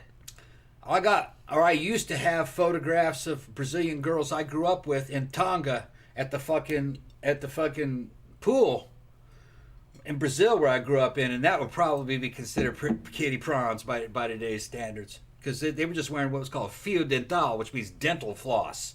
The only thing that was covered was just fucking nipples and fucking just not even barely the front patch, and the fucking string bikinis on there were just like dental floss. But that was Brazil, man, in the fucking 80s. Everybody wore them. That was culturally acceptable. Yeah. So Rochelle spends 7 years friends with this dude, trying to get enough evidence for somebody to, like, pay attention. Now, there were some other rumors, too. There was this woman named Cindy Mills, who was actually a Subway franchise owner. And her and Jared had also been fucking for a while. And she was also suspicious because of all this weird shit. Because, like I said, he just ran his fucking mouth. It was like he didn't even think it was weird. Like, so, like, women he was sleeping with, he's like, oh, yeah, like, 9-year-olds, they're totally, like, foxy. What, you know what I mean? He would say weird shit like that. And so, like, a lot of them, understandably, were a little alarmed by this. So Cindy Mills actually went to It's weird that he's talking about it to people thinking that they wouldn't be alarmed. He's See, crazy. That's what I mean. He's crazy. It's just like the fact, I mean, at least, well, I'm not going to say that, but it's like, usually people that are into this kind of shit, at least have enough sense to, like, not blab about it to just all and sundry. Jared did not seem to have that. I mean, he just was openly... I mean, he wasn't on TV. Like, he didn't go on, like, fucking Maury Povich or anything, like, being like, yeah, I did kids. You know what? He wasn't doing that. But it's like he really didn't seem to have any qualms about telling women that he was sleeping with or, or friends of his that he hadn't known for very long that he was into that. And, like, acting like it was not a big deal, maybe. I just kind of feel like he was acting like it wasn't. And I'm just like... The fact that he didn't think that other people would be like, the fuck you talking about, bro? Like, just shows how fucking out of it he was. Yeah. Christ. So, yeah. So, Rochelle is doing this for 7 years. Like I said, she's trying to get all this evidence, but it seems like no matter how much evidence she gets, which, like I said, is usually text messages, recordings, like phone recordings, things like that, of him just saying really fucked up shit. I mean, he's saying some really fucked up shit, like about all the shit that he has done and the shit that he wants to do and all this other kind of stuff. And she keeps taking it to the authorities, and they're just like, well, that's not illegal. He's just talking. So they can't really do anything. We need, like, more solid evidence. So how did this motherfucker end up getting caught? You want to know, which it was kind of convoluted, but this is kind of interesting. Had to do with Russell Taylor, actually. So what ends up happening is that in 2014, the authorities opened up an investigation into Russell Taylor. Now, a woman who is only known as Jane Doe filed a complaint. And basically, this woman said that Russell Taylor had offered to send her images of children and also of animals.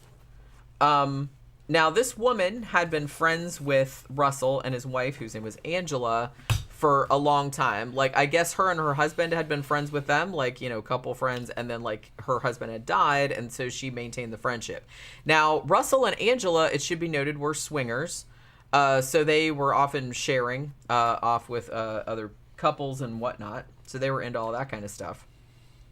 So, this woman, Jane Doe, said at first, like, Russell started sending her, like, sexually explicit text messages, which she wasn't alarmed about at first because she knew that Russell and Angela were swingers and had, like, an open marriage. And so she was just like, oh, whatever, that's Russell being Russell. Like, she didn't really think anything that weird about it. But then, it seemed like the messages started getting, like, more and more, like, they're pushing more boundaries, kind of like. Basically... One of the messages that he sent was because this Jane Doe woman had a farm, and he was like, well, how much do you mind if me and Angela come out there and essentially, like, have sex with one of your horses? Yeah. Okay. So they asked that, and the woman's like, you know, kind of like that. And then Russell sent Jane Doe a picture of his wife, Angela, getting head from a dog. Okay. Okay. All right. Yeah. So They're sends into her the that. beast. They're into the beast seed. Yeah. All right. They're into feastiality. Beast. I'm trying to think of funny ways, like, not to say the words. Yeah. That's why I keep saying kitty frost. Yeah. Instead of, like, I know it's probably gonna, like, get demonetized anyway, but it's like it's amusing me to, like, come up with different things. So yeah, so she sends this picture and it's like, hey, this is Angie with her ex's dog or something like that. So you know, that's great. So then after this, it's like, hey, can we come have sex with your horses? Which I'm not really sure how you would answer that question. It's just like, I'd rather you didn't. You know what I mean? I don't know. So then Russell sends her another message and is like something like, oh, well, do you want to see some pictures of, like, some young girls? And Jane Doe is like, well, how young are we talking about? And Russell's like, well, how young are you comfortable with? Kind of thing, like he asked. And she's like, legal age, I would rather. Yeah. And he seemed, like, kind of bummed out, like, by that answer. And so, yeah.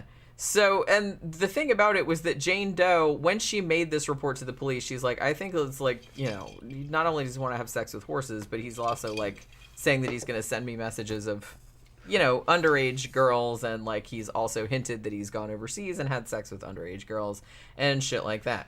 Now, the only picture that she got from him was the dog picture, which, you know, good boy, Gator.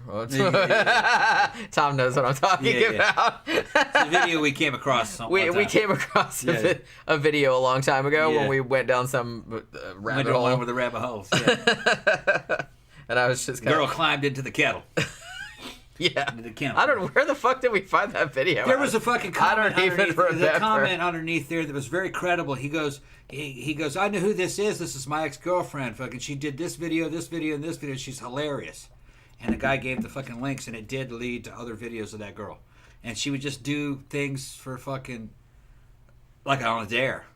Just fucking, you know. Yeah, her face wasn't covered up. Or And she was, because a lot of times people that had money too, that are into squeestiality. Yeah. A lot of them will wear masks and stuff like that. No, not her. No, she was a rich girl too. Well, I guess she was like, well, I have. She was just like, I don't give a fuck. She just get away with it. Well, I guess if you have a lot of money, jumped into the dog kennel with fucking Gator, and Gator fucking put it to her. Yeah, that was the dog's name. What kind of dog was it? I don't even remember. It was a. I don't even remember how he came. It was a pit bull. That's right. I don't even remember how he came across that. It's a pit bull, and she goes, "My God!" She's going, "Oh my God!" But now it's like every time. But now every time we hear anything about bestiality, we're always just like, "Good boy, Gator." She jumps up and she goes, "Good boy, Gator." Good boy. The dog's like, yeah, it was good. Yeah. It was so fucking weird. Damn.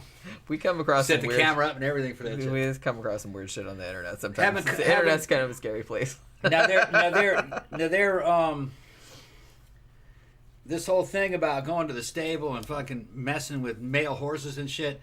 I'm from that background in the horse industry. That's easier said than done. That's some kind of a fucking pedestrian civilian fantasy. Because most of the male horses are geldings, and they're not going to be interested. You can't do anything with those guys. They don't really have any kind of sex drive. So that means you need a breeding stud, and those dudes are dangerous. All right, you can't have them. You couldn't try to arrange something like that and have that go down real well. I can't understand how you could control something like that on camera. If you've ever seen what horse breeding entails, a woman doesn't weigh very much, man. Fucking one wrong move and fucking that woman. Well, that woman could just be kicked or crushed. Yeah. Because the stud, he's into it, man, and he's fucking gets frustrated, you know. And you'd have to trick him into it. You'd have to put a mare in front of him, and then you send the woman in there, and I don't think he'd tolerate it. Now there's some videos with certain shit going on, but I can tell that it's kind of faked. You know what I mean? A true breeding stud would be dangerous, very dangerous. And they're dangerous to a female horse, to a mare. So I don't believe what they're saying. Senior They don't know what they're talking about. Well, I don't know if they'd ever actually done it with a horse. Yeah. But it's like, I guess they were like intrigued by the idea, so they wanted to know. Yeah. If they could. I don't know if he wanted to fuck a horse or if he wanted the horse to fuck his wife, or I don't really know I don't know what the specifics were. I didn't really look into it because, you know, it's kind of gross. Senor Six said the story is getting more and more depressing. Yeah, tell me about it. Mr. 88 said when he was busted, this is Jared, he said he'd been insulated and had no consequences his entire life. Yeah, I kind of got that. He was told the rules did not apply to him. While not an excuse, he is right. Yeah, and this went wrong in the most horrible of ways. I mean, seriously. So I guess this is a kid who, I mean, he said he started getting fat when he was like 8 or 9 years old.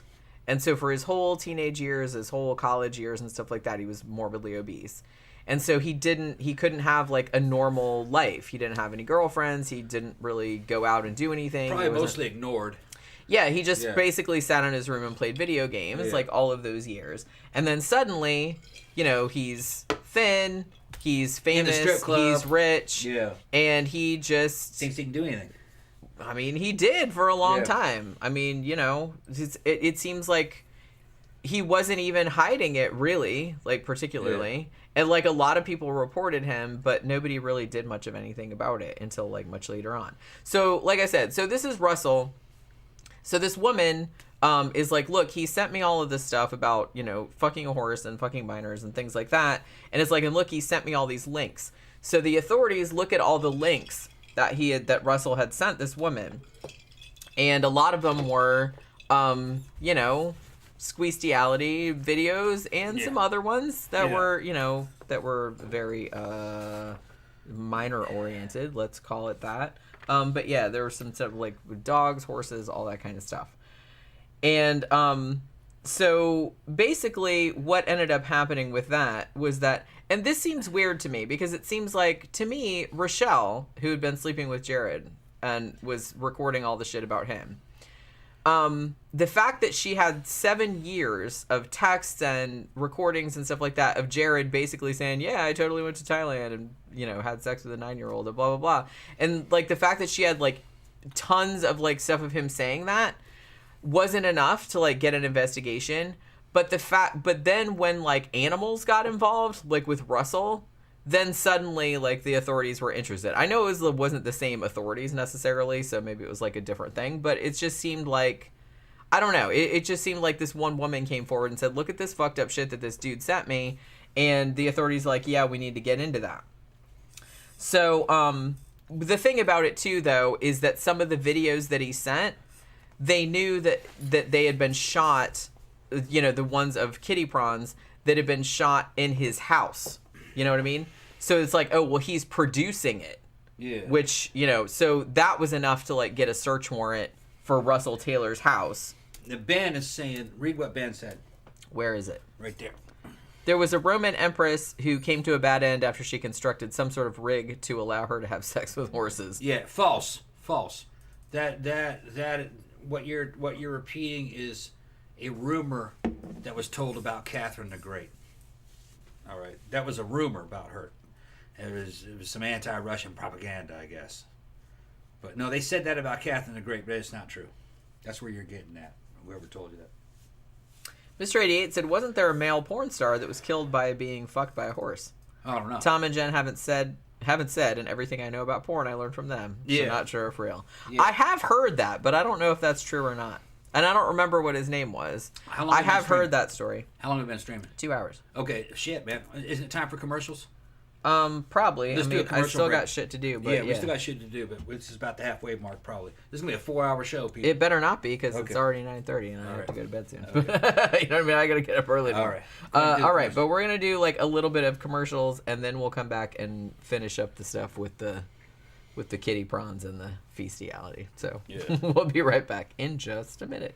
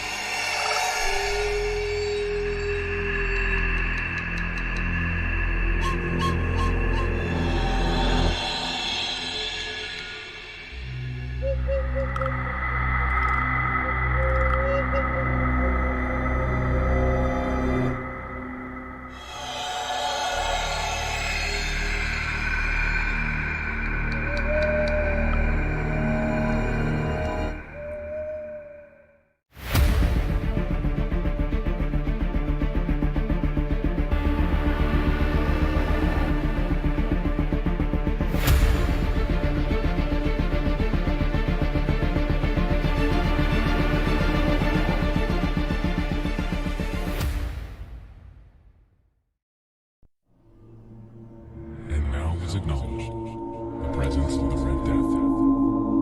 He had come like a thief in the night, and one by one dropped the revelers in the blood-bedewed holes of their road, and died each in the despairing posture of his fall. And the life of the ebony clock went out with that of the last of the gang, and the flames of the tripods expired, and darkness and decay and the Red Death held illimitable dominion over all.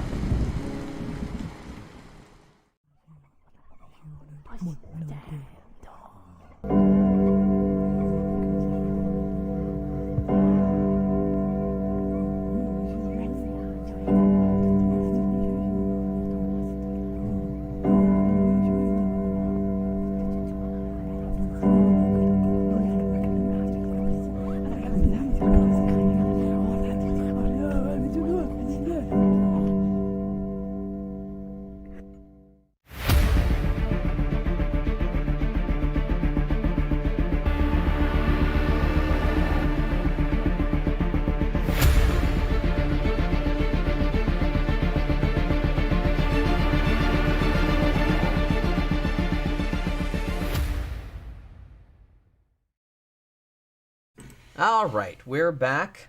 We Yeah. had to... Talking about porn. Bill's Like always. Bill's impressed with the shit that we've done so far. He's like, you guys are gonna be great. Yeah. When you send me when you got the intros cut, and they should be 5-second intros. So they should be very. Yeah, quick. I know. Okay. I've made 2 5-second intros Okay. just for the videos. Good. But like I said, I wanted to show you both of them, and I might do Yeah. another version too. I'm but it's like- gonna throw him by Bill too because he says that he may need some shit like that. Okay. All right, so we'll get some other customers. But yeah, so Okay. that's what we'll do. But because we were saying, like while the commercials were playing, I was like, why can't people just send like normal porn like back and forth instead of like, why do you got to get like children and animals involved? They want what There's they plenty can't of have. like consenting adults that Yeah. will do absolutely whatever you want. You look hard enough, you can find anybody, whatever your kink is, whatever your Yeah. fetish is.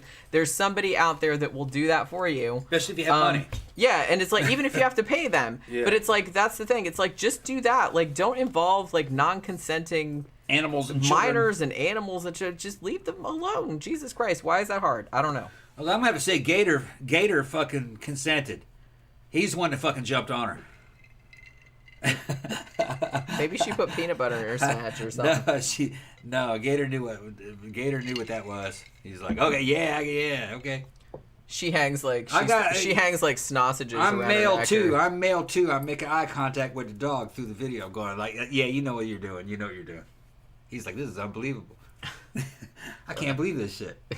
It's like some cross species. It's like I feel like I'm doing This is some something wild wrong. shit, man. I can't believe this. I wonder if like don't believe if it dogs either. had thumbs, he Yeah. could have filmed that for like whatever the dog version of like Pornhub is. Yeah. Dog Pornhub. But yeah. I'm just saying that I kind of feel like by their nature, like animals probably can't consent. But yeah, I mean, he did seem enthusiastic. I'm gonna say that much.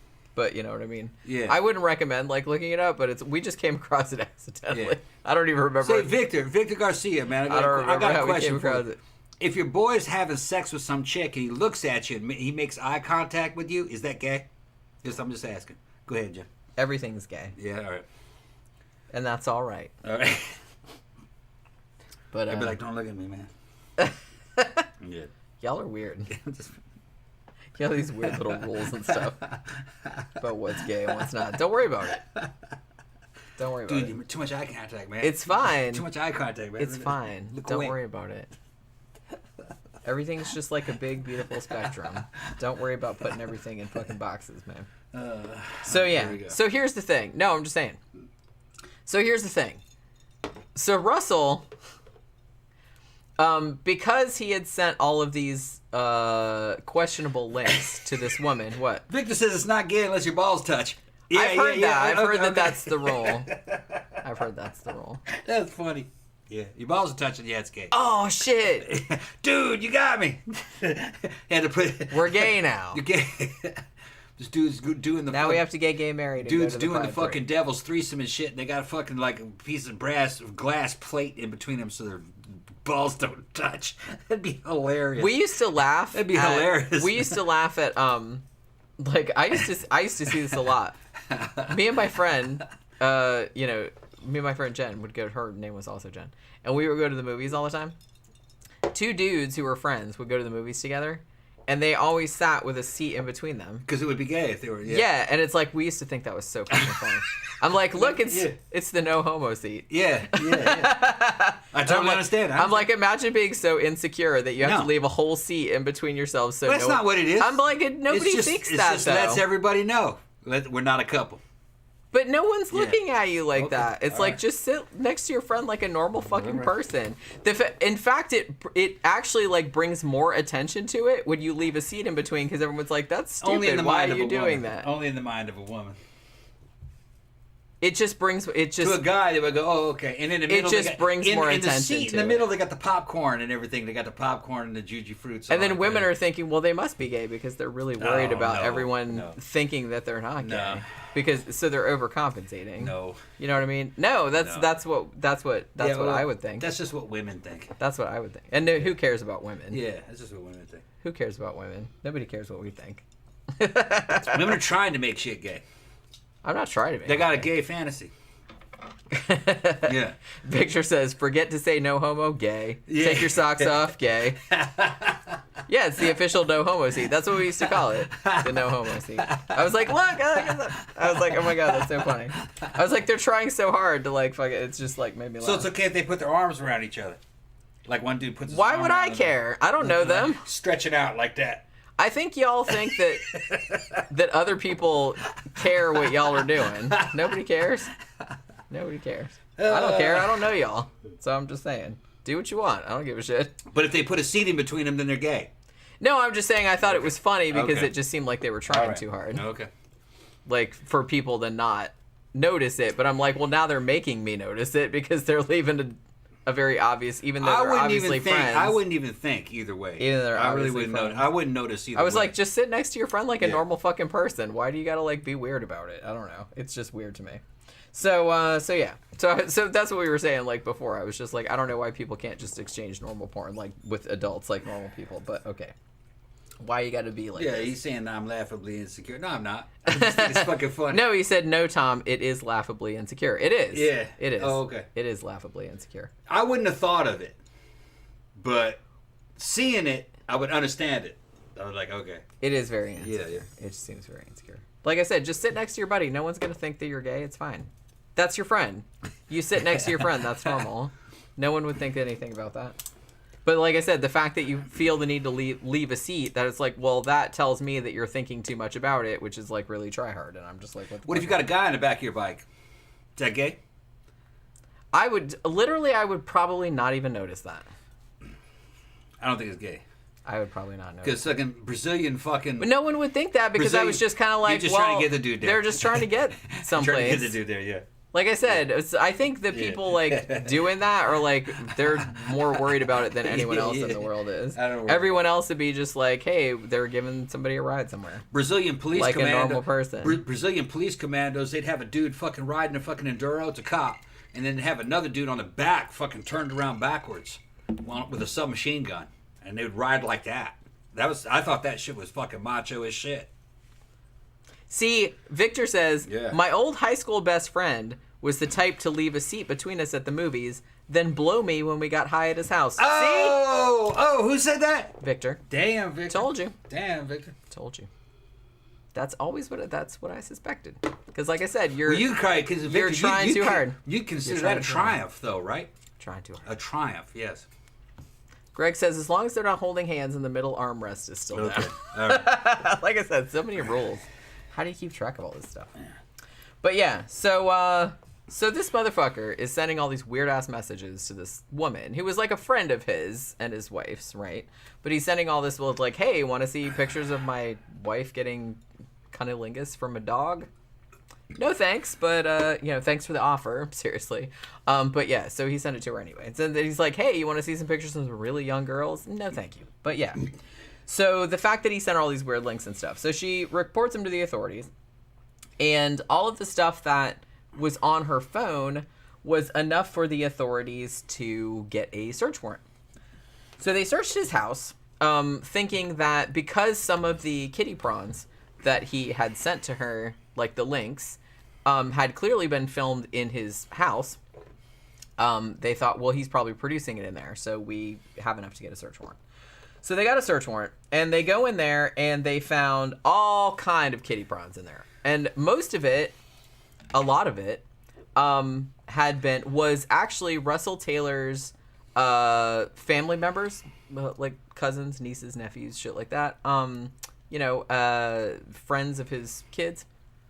He would invite them over to the house, give them some alcohol or something like that, and then had all these secret cameras around the house where he would like film them, getting dressed and taking showers and all this other kind of stuff. So what? Victor says he misses that dude. He joined the army, Tom. I mean, he joined the gay army, though. I was in a straight army. Oh, is that how that works? Yeah. I was in the don't ask, don't tell army. Today's army is just a straight up a gay army now.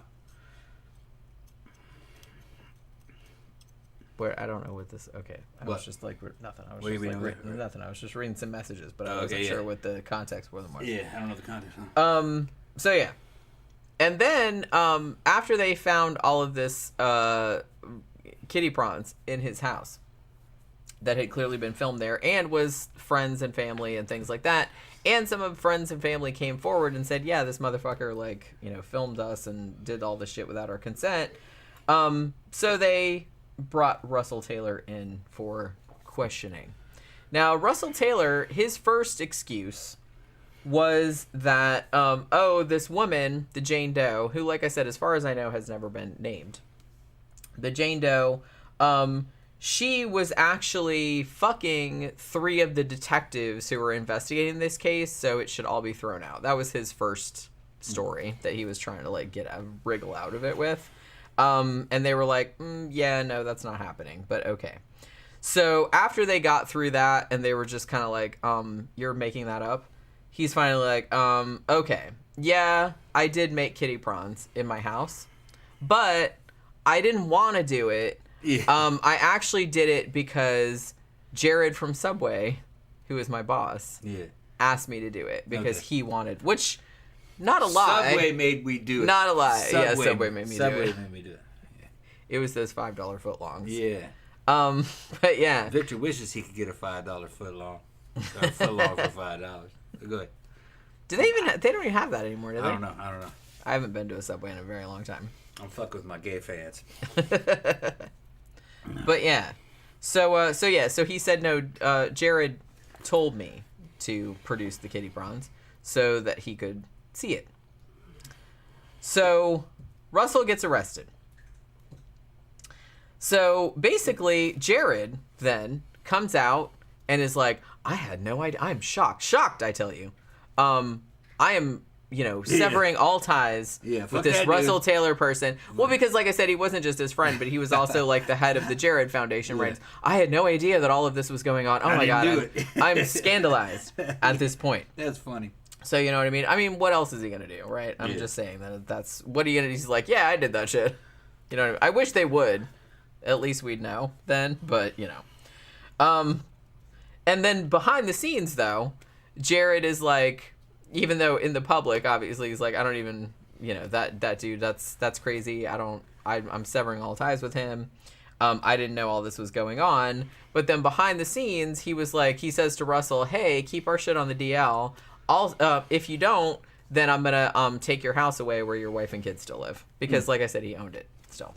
So he didn't give him the house. He just bought a house and let him live in it. He bought a house and let him live in it. Yeah. So he could hold it. Power. So he could hold it over him. Yeah. That's why. So he could have like control over his life, like I said. But he's like, if you keep your mouth shut about me, like don't, blab about what we were doing, then I will make sure that your wife and kids are taken care of while you're in prison. And, I'll even put some money in your little jail account thing and you can, like, buy cigarettes or whatever. Or I was watching The Casual Criminalist with Simon Whistler earlier because he did, like, an hour episode about this dude. And he's like, well, don't they give you money in prison, like, to buy noodles and shit? And I was like, noodles and shit. Yeah. For some reason, I thought that was some ramen. Yeah, that's what I thought was really funny. Noodles and shit. I was like, that's specific. I think they eat ramen, Vienna sausages. I like ramen. Fucking certain candy bars. They get ice cream. That's what they get in there. Okay. Sounds kind of nice. Yeah. But yeah, so he had all this shit to hold over him. He's like, well, I'll just, as long as you keep your trap shut about what you were doing, then I'll make sure that, your house is paid for and your family is taken care of. Because like I said, he did have a wife, and the wife had 2 daughters also. Which I've heard that Russell and the wife were trying to pimp out. What? The daughters. Okay. Russell's daughters. Right, yeah. Well, they weren't Russell's daughters. They were Russell's wife's daughters, like from a previous Yeah, and they're like, what, 9 and 12? I think they were 10 and 13, when they first got married. Then later on, they were, like, giving them alcohol and drugs and shit like that. And they were like, hey, let's invite some friends over. It was that kind of situation. You know what I mean? Yeah. Allegedly. I'm just, allegedly. So yeah. Now, so after a while, like I said, finally, because Russell Taylor was getting into trouble, and because he had said, hey, I was filming all this kitty prawns for my boss, Jared Fogle, they actually ended up taking Russell Taylor's phone, like confiscating it. And they found out, like on his phone, it turned out that he had sent a video of a minor to Jared. And Jared had replied to this with a bunch of texts saying something to the effect of, "Thank you for giving Daddy his fix of kitty prawns." So they also found out that a bunch of the kids that were in, because like I said, when they raided Russell Taylor's house, they found like thumb drives, they found a laptop, they found like all kind of stuff that had all of this, CP kitty prawns on it. And it's all, he produced it. Not all of it, but most of it. Most of it, okay. Most of it. Some of it, and some of the ones that they found, like some of it that Jared had, he had bought it, like on the dark web. Yeah. But a lot of it had been produced at Russell Taylor's house from all the secret cameras and shit like that he set up. Because like I said, they were inviting kids over and essentially like getting them drunk and, doing shit to them. Right. And the thing about it too was that Russell and his wife were in some of the videos doing some shit. So they ended up, spoiler alert, getting a lot of prison time. Russell Taylor got 27 years. And his wife, Angela, got 33 years because she was in some of the videos. She got more. She did, yeah. She got more because she was supposed to know better? Yeah, I'm not really sure why she got more. Maybe they could prove that she was doing things because it was on video? I think she was on video more than he was. That was the only thing I could think of. Because I thought that was weird, too, because normally that wouldn't happen. But, yeah. I think it was because she appeared in some of the videos, like, actually doing the shit, so they actually had evidence. Well, there she is right there doing whatever. So they gave her more, But yeah, so because he could prove it was from his phone that he was actually sending kitty prawns to Jared, and Jared was like into it. And they also found out too that a lot of the kids that were in the videos were kids that Jared knew, like from the nonprofit, right. And what he would do, they found out later, was sometimes when he would go to a middle school, like to give a talk, he would take pictures of kids that he thought were attractive and would send them to Russell and be like, "Hey, set that up." You know what I mean? So it was that calculated. Wow. So that's what I'm saying. It's like, this dude is like a fucking monster. So it's like... I wonder how they talked him into it. Who, Russell? No, the kids. Paid him? I'm not sure if they paid or like I said, if they just brought him to the house because they said, "Hey, Jared, he's a celebrity," and then they drugged him. I don't know what the fuck. Got him drunk and then got high with him. I mean, they did like get some of them drunk for sure, but yeah, I don't think any of them really went willingly. Like I said, that would be hard to do. Well, I think that they were invited to. It's like, we're having this Jared Foundation, special thing. Like the best kids are gonna come to the house. We're gonna have a big party or something like that. And Jared was famous, and a lot of these kids were real young, and they kind of like looked up to him. Yeah. So, they wouldn't have thought anything of it, I guess, and maybe their parents wouldn't have. You're making this leap into sex, though. See, I don't make the mental leap. I would think that'd be hard, unless the reality is a lot darker than that. Maybe it's easy to do. I would not like to think that, but. Yeah. But the thing is, I think that they got the kids there under false pretenses is what they did. I think they were were doesn't matter. Once they're there under false pretenses, then you flip it around. Then those kids know what the hell's actually. Well, that's why on. I think when they got there, I think they were. I mean, I don't know. I'm just making a leap here, but I'm thinking that they would like essentially get them drunk or like roofie them. Like I'm thinking,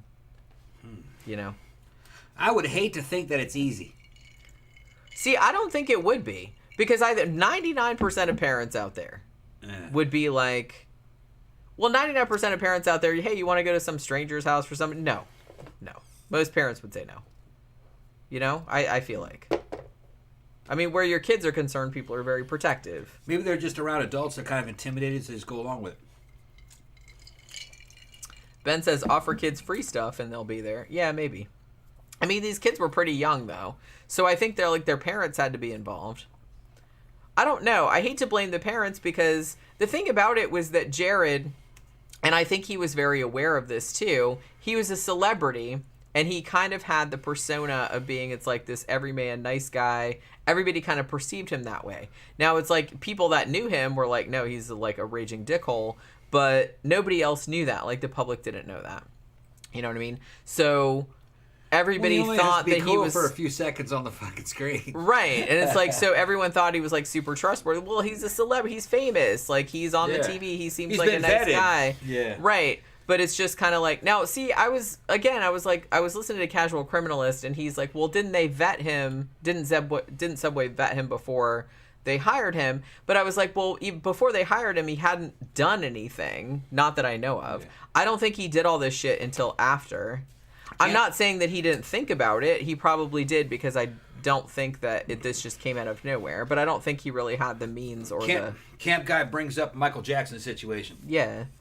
There's a good channel called Razor Fist, all right? And this guy, he does a bunch of heavy metal reviews. He does politics and everything. He kind of...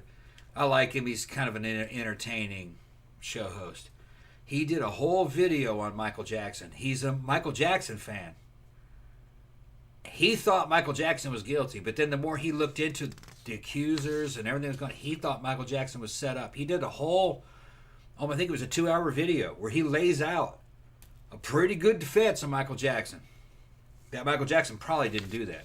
That he was set up. I mean, I don't know. We should probably do a show about Michael Jackson one of these days. I know a couple of y'all. I thought the dude was guilty, but after watching that Razor Fist video, he gives a fucking real good defense of him. That there's a lot of shit about the accusers that doesn't add up. So, now, was Michael Jackson into that shit? I think he was. But I don't think he was doing it. He had a Peter Pan complex. I think he liked little white boys. But I don't think he was having sex with them. Ben says when the police raided Michael Jackson's house, they didn't find anything. Yeah, I don't think he was having sex with them. What was his name? Corey Feldman. Yeah. Who spoke out a lot against abuses happening in Hollywood against little boys. Said that Michael Jackson was fucking spotless. He said Michael Jackson never fucking did anything. That he was great. That he never did anything. And I think Corey Feldman also was calling out a bunch of other ones. But he said Michael Jackson wasn't guilty. So, he may have got a bum rap. I thought he was guilty. I mean, like I said, I don't really know enough to make a judgment either way. I don't really I'm really kind of on the fence about that. I don't really, like I said, I don't watch the Razor Fist video. He did all the investigations and lays it all out. And he said if I looked into it, I would... Well, like I said, some of the shit that he did was like kind of questionable, but I don't really know if that was just because of how weird he was. He was weird and ripe for extortion. This is what Razor Fist says. He was weird and he was ripe for extortion, and he probably was into that. But he thinks he wasn't actively doing it. He thinks he was asexual, kind of. You know, he wasn't. He always did come across. That he was like that. And that he didn't do anything with those little boys. He was that weird. He was so weird that he wouldn't do anything with them. Because you would think that a dude would make his house. Well, see, that's what I mean. Because like, I know this is fucked up to say, but like a normal person would think a normal person wouldn't do that, but a normal person would think that something's going on. That something was going on. I mean, because most of the time it is. Yeah, the Neverland Ranch was a fucking amusement park. All right. If you had some dude in your neighborhood set up a damn toy train and had an amusement park going 24/7, some old fucking 60-year-old white dude and shit, and he doesn't have any children, and he just sits out there trying to call the children into the yard. Yeah, I would not let my kids You'd go be to all that. over. You'd be like, this motherfucker's got to go. Okay. I wouldn't even let Pookie go to that. Right. She's a cat. Right. I think what it was is Michael Jackson wanted to be a little white boy. That's what I think it was. I don't think he wanted to have sex with him. He wanted to be a little white boy. And I think Corey basically said the same thing. Yeah. But they try to extort him for money. Which, if that's really what happened, then my respect in Michael Jackson would be restored. You know what I mean? He had a mental problem. I don't think he was abusing those boys. He was a good artist. He could write some fucking good pop music for his time. He wouldn't have lasted though. Prince was better. Well, I agree with that. Mr. 88 said, we see this with Bill Cosby, OJ, and hundreds more celebrities get pre-deified. Yeah, because I kind of feel like there's a thing where, I mean, celebrities, you feel like you know them, right? Because you see them all the time, even though you don't know them personally. But it's just kind of like a product of our, the way our brains evolved. People that you see all the time and you hear them talking all the time, that must be somebody like in your family or somebody in your extended friend group or your village or something like that.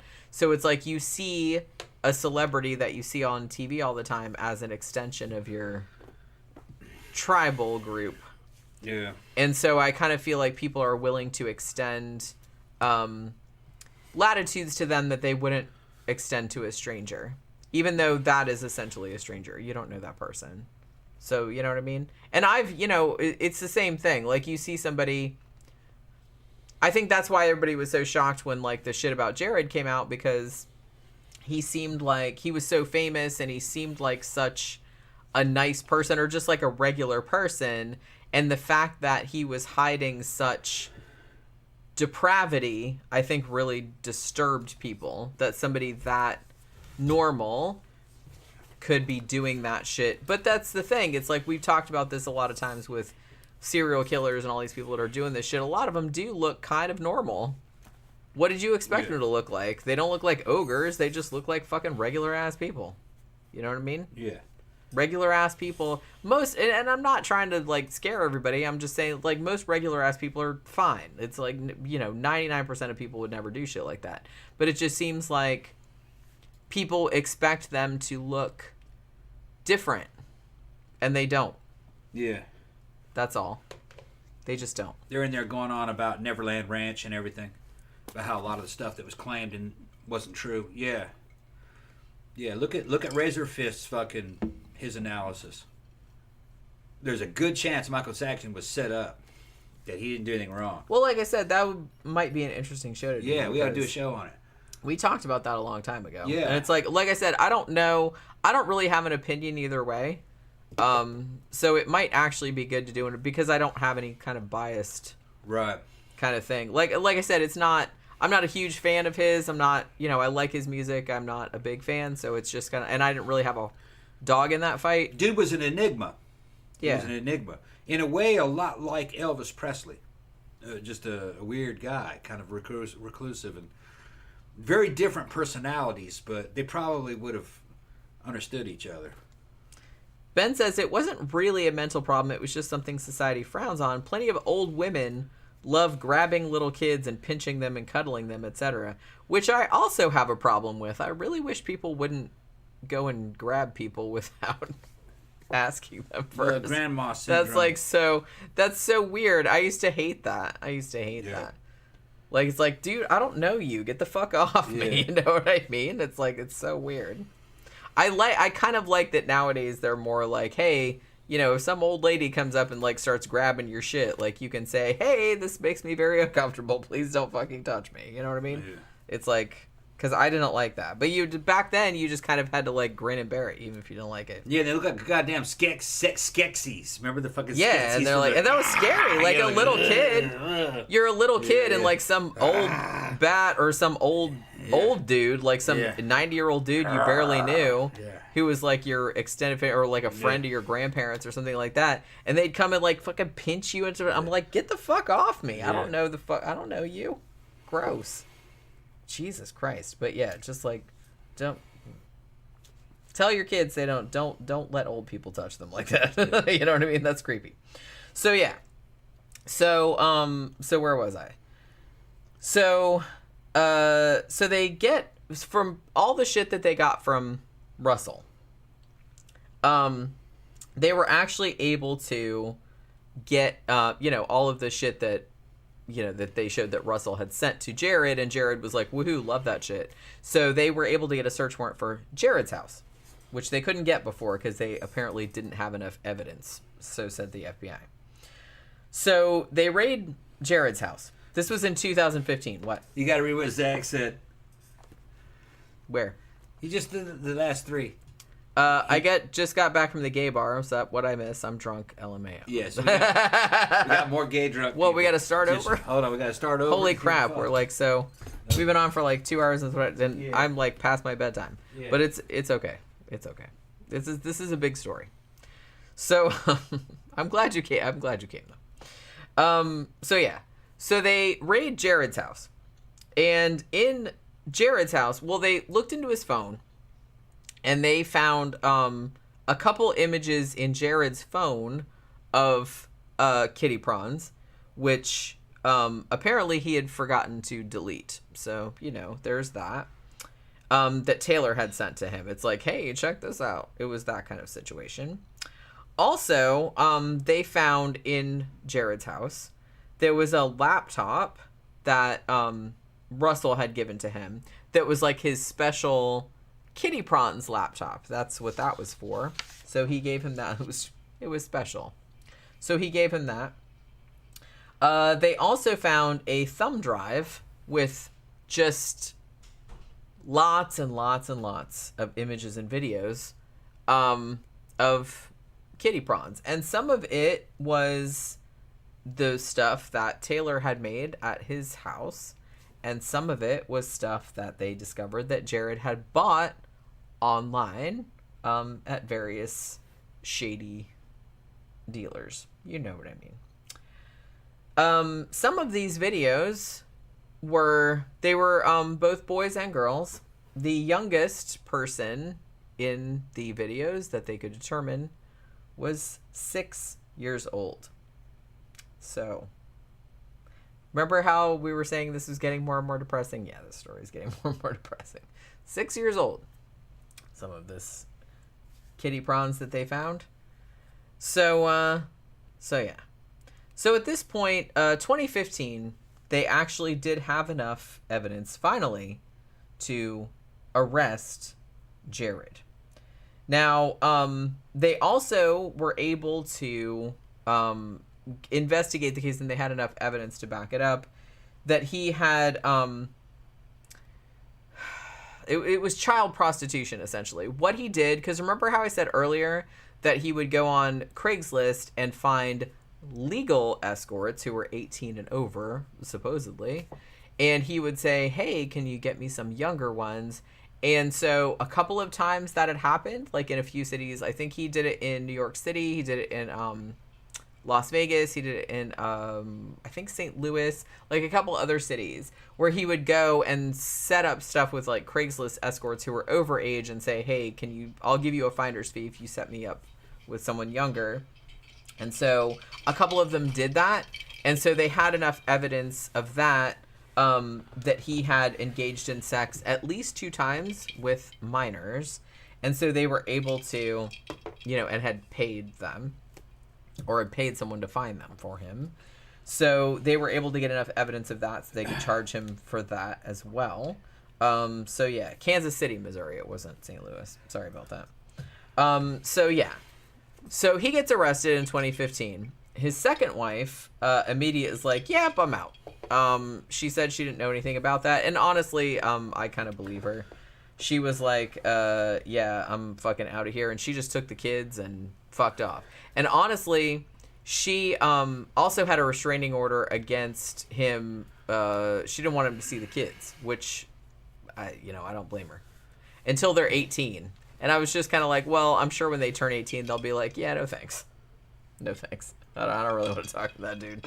And like I said, I wouldn't blame them. Not one bit. So basically, what ended up happening? So he gets arrested and hauled in, and they tell him what all the charges are. Second wife leaves him. Now, he pleads guilty, because they gave him like a plea deal, essentially. They said, if you plead guilty, you can get a lesser sentence, but you have to pay like this big fine. So he ended up paying, having to pay $1.4 million to all the victims. And they said if he did that, like he'd give, I think it ended up being, it's like $150,000 or $200,000 or something like that, like to each of the victims, like in the complaint. So they said if he did that, then the prosecutor wouldn't ask for any more than 12 years. So that's what they ended up doing. But when they went to trial, the judge was like, I don't think 12 years is enough. So he actually ended up giving, or she actually, the judge was a woman, She actually ended up giving him 15 and a half years. It's federal prison, so you have to serve, like I said, 85%, yeah. Probably. So he has to serve 13 years. So he actually won't be out until 2029, I think, is the earliest. And he might not be out then. That's like just when he's eligible for parole, but that's not his whole entire sentence. So he's actually, like, because the judge... Well, he'll be out. If he's got to serve 85%, then he automatically gets, like, a good time, 15% good time. So 2029 unless he does is the earliest. Unless he does something bad and he loses good time. That's how that goes. Now, I will say that he's in a federal prison and he's still there. About, like, only a few months after he first went to the federal prison, one of the other inmates, whose name was Stephen Nigg, beat the absolute shit out of him, and probably justifiably so. You pedo. Bah, bah, bah, bah, bah. That's probably what that yeah, was all because about. you know how that goes. Yeah. But, you know, and he got, like, transferred to another prison and stuff like that. But, you know what I mean? Kind of, I don't know. I kind of feel like maybe they should knock a couple years off his sentence. Doing the world a service. But, you know what I mean? So, yeah, he wasn't, like, yeah. So he got the beat. But other than that, because you do kind of feel like, you know, crocodiles, you know, pedos or whatever, they don't do well in prison because the other inmates have kids too, man. It's like they don't want to think about this fucking creep, Yeah. you know, scoping on their kids. So they're going to beat the crap out of you. And like I said, I don't condone violence in that situation, but I'm not going to cry about it either. You know what I'm saying? So it's that kind of situation. But he did get his ass beat. But other than that, I think he only got his ass beat like one time. And from everything that I've heard, his time in federal prison has been kind of cushy as far as prison goes. What I've heard, and he says this isn't true, but another inmate who was released since then and had done some time with him said, yeah, he's doing good in prison. Like, he's taking cooking classes, like, he's doing all this stuff, like, he's having a fucking high old time. Now, I don't know if he still has all the money. He did have to pay $1.4 million to the victims, which I'm assuming he paid. He also had to pay $7 million to his ex-wife, like, after she divorced him. But he had a lot more money than that. So I'm assuming he still has money. I don't really know how that works. I understand what Jenny's talking about. You know, she's like, man, he's doing a good in prison. That kind of fucking sucks. There's shit you gotta fucking weigh against that. Yeah, he's in prison. Prison fucking sucks. He can't be in normal society. They're doing stuff with him. He's getting training and shit. Rehabilitation. If you move it to the other end of the spectrum and make prison hell, what you end up releasing is fucking Carl Panzeram. We did a whole fucking show. Yeah, on it. That's because it I know. used to be I'm kind of like, look, I know how everybody, and look, I have it too. Like, I have the bloodlust also, where it's just kind of like, especially somebody as shitty as this person, it's like, yeah, they need their ass beat. Yeah. So it's like if somebody beats their ass, it's like, yeah. I mean, like I said, I don't condone it.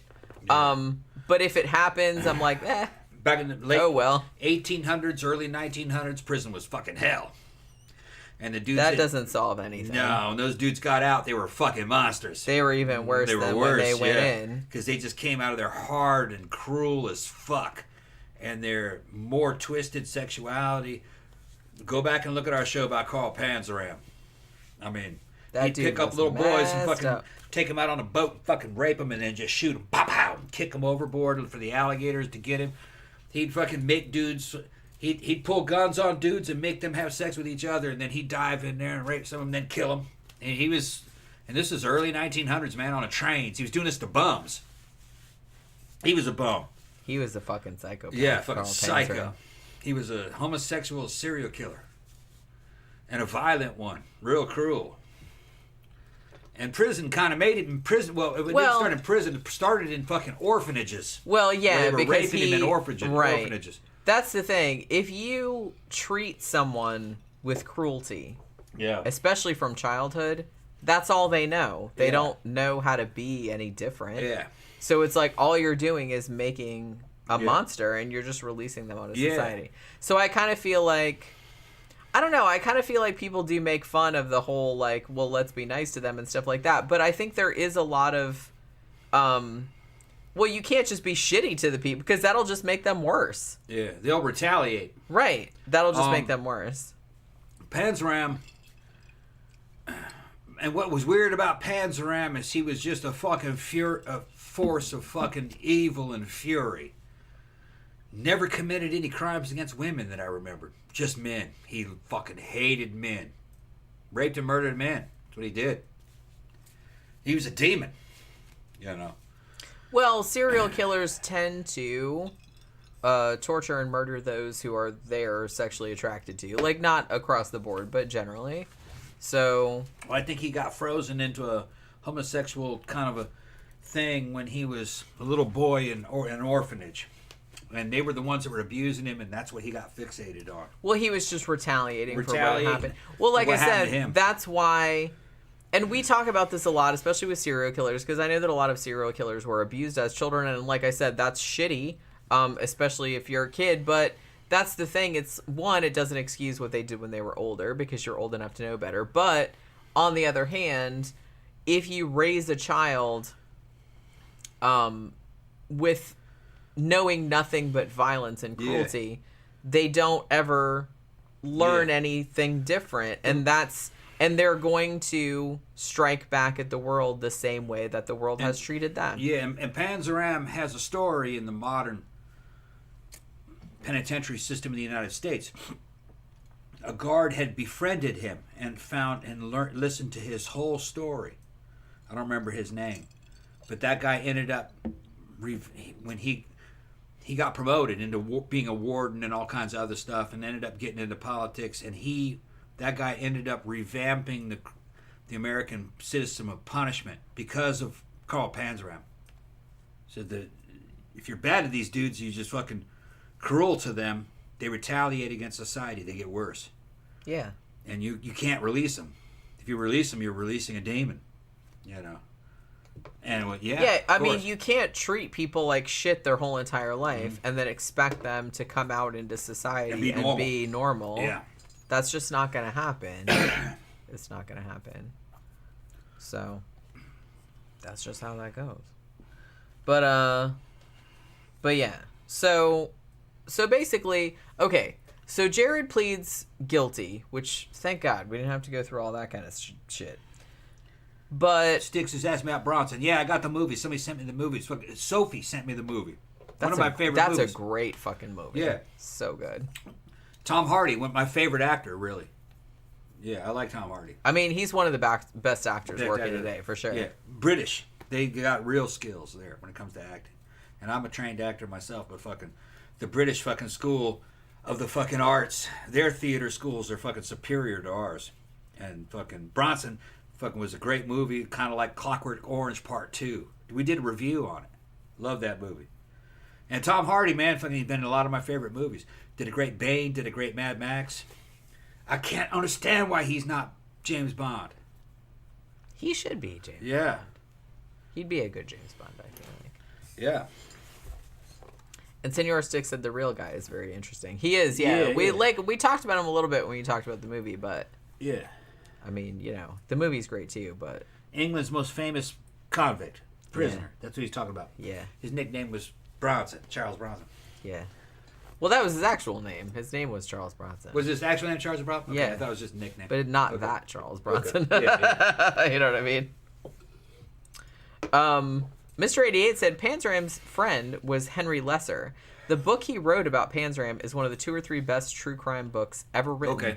Lesser? Because Panzeram was so forthright. Yeah. Yeah, he'd tell you anything. I'm always kind of interested in... I'm interested in serial killers. I'm interested in what insight they have into their own behavior. Yeah. Some of them seem to have some insight into their own behavior, which is weird to me because it feels like if you have that much insight in your own behavior, like you wouldn't be doing it.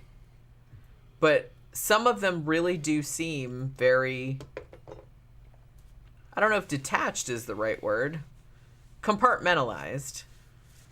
Where they can just talk very openly about what they're... Like, they know that it's bad. They know that it's wrong. They know... But they know why they're doing it, and they just do it anyway. It's like, that's crazy to me. Panzeram was about rage and fucking vengeance and hatred for mankind. That's what he was all about.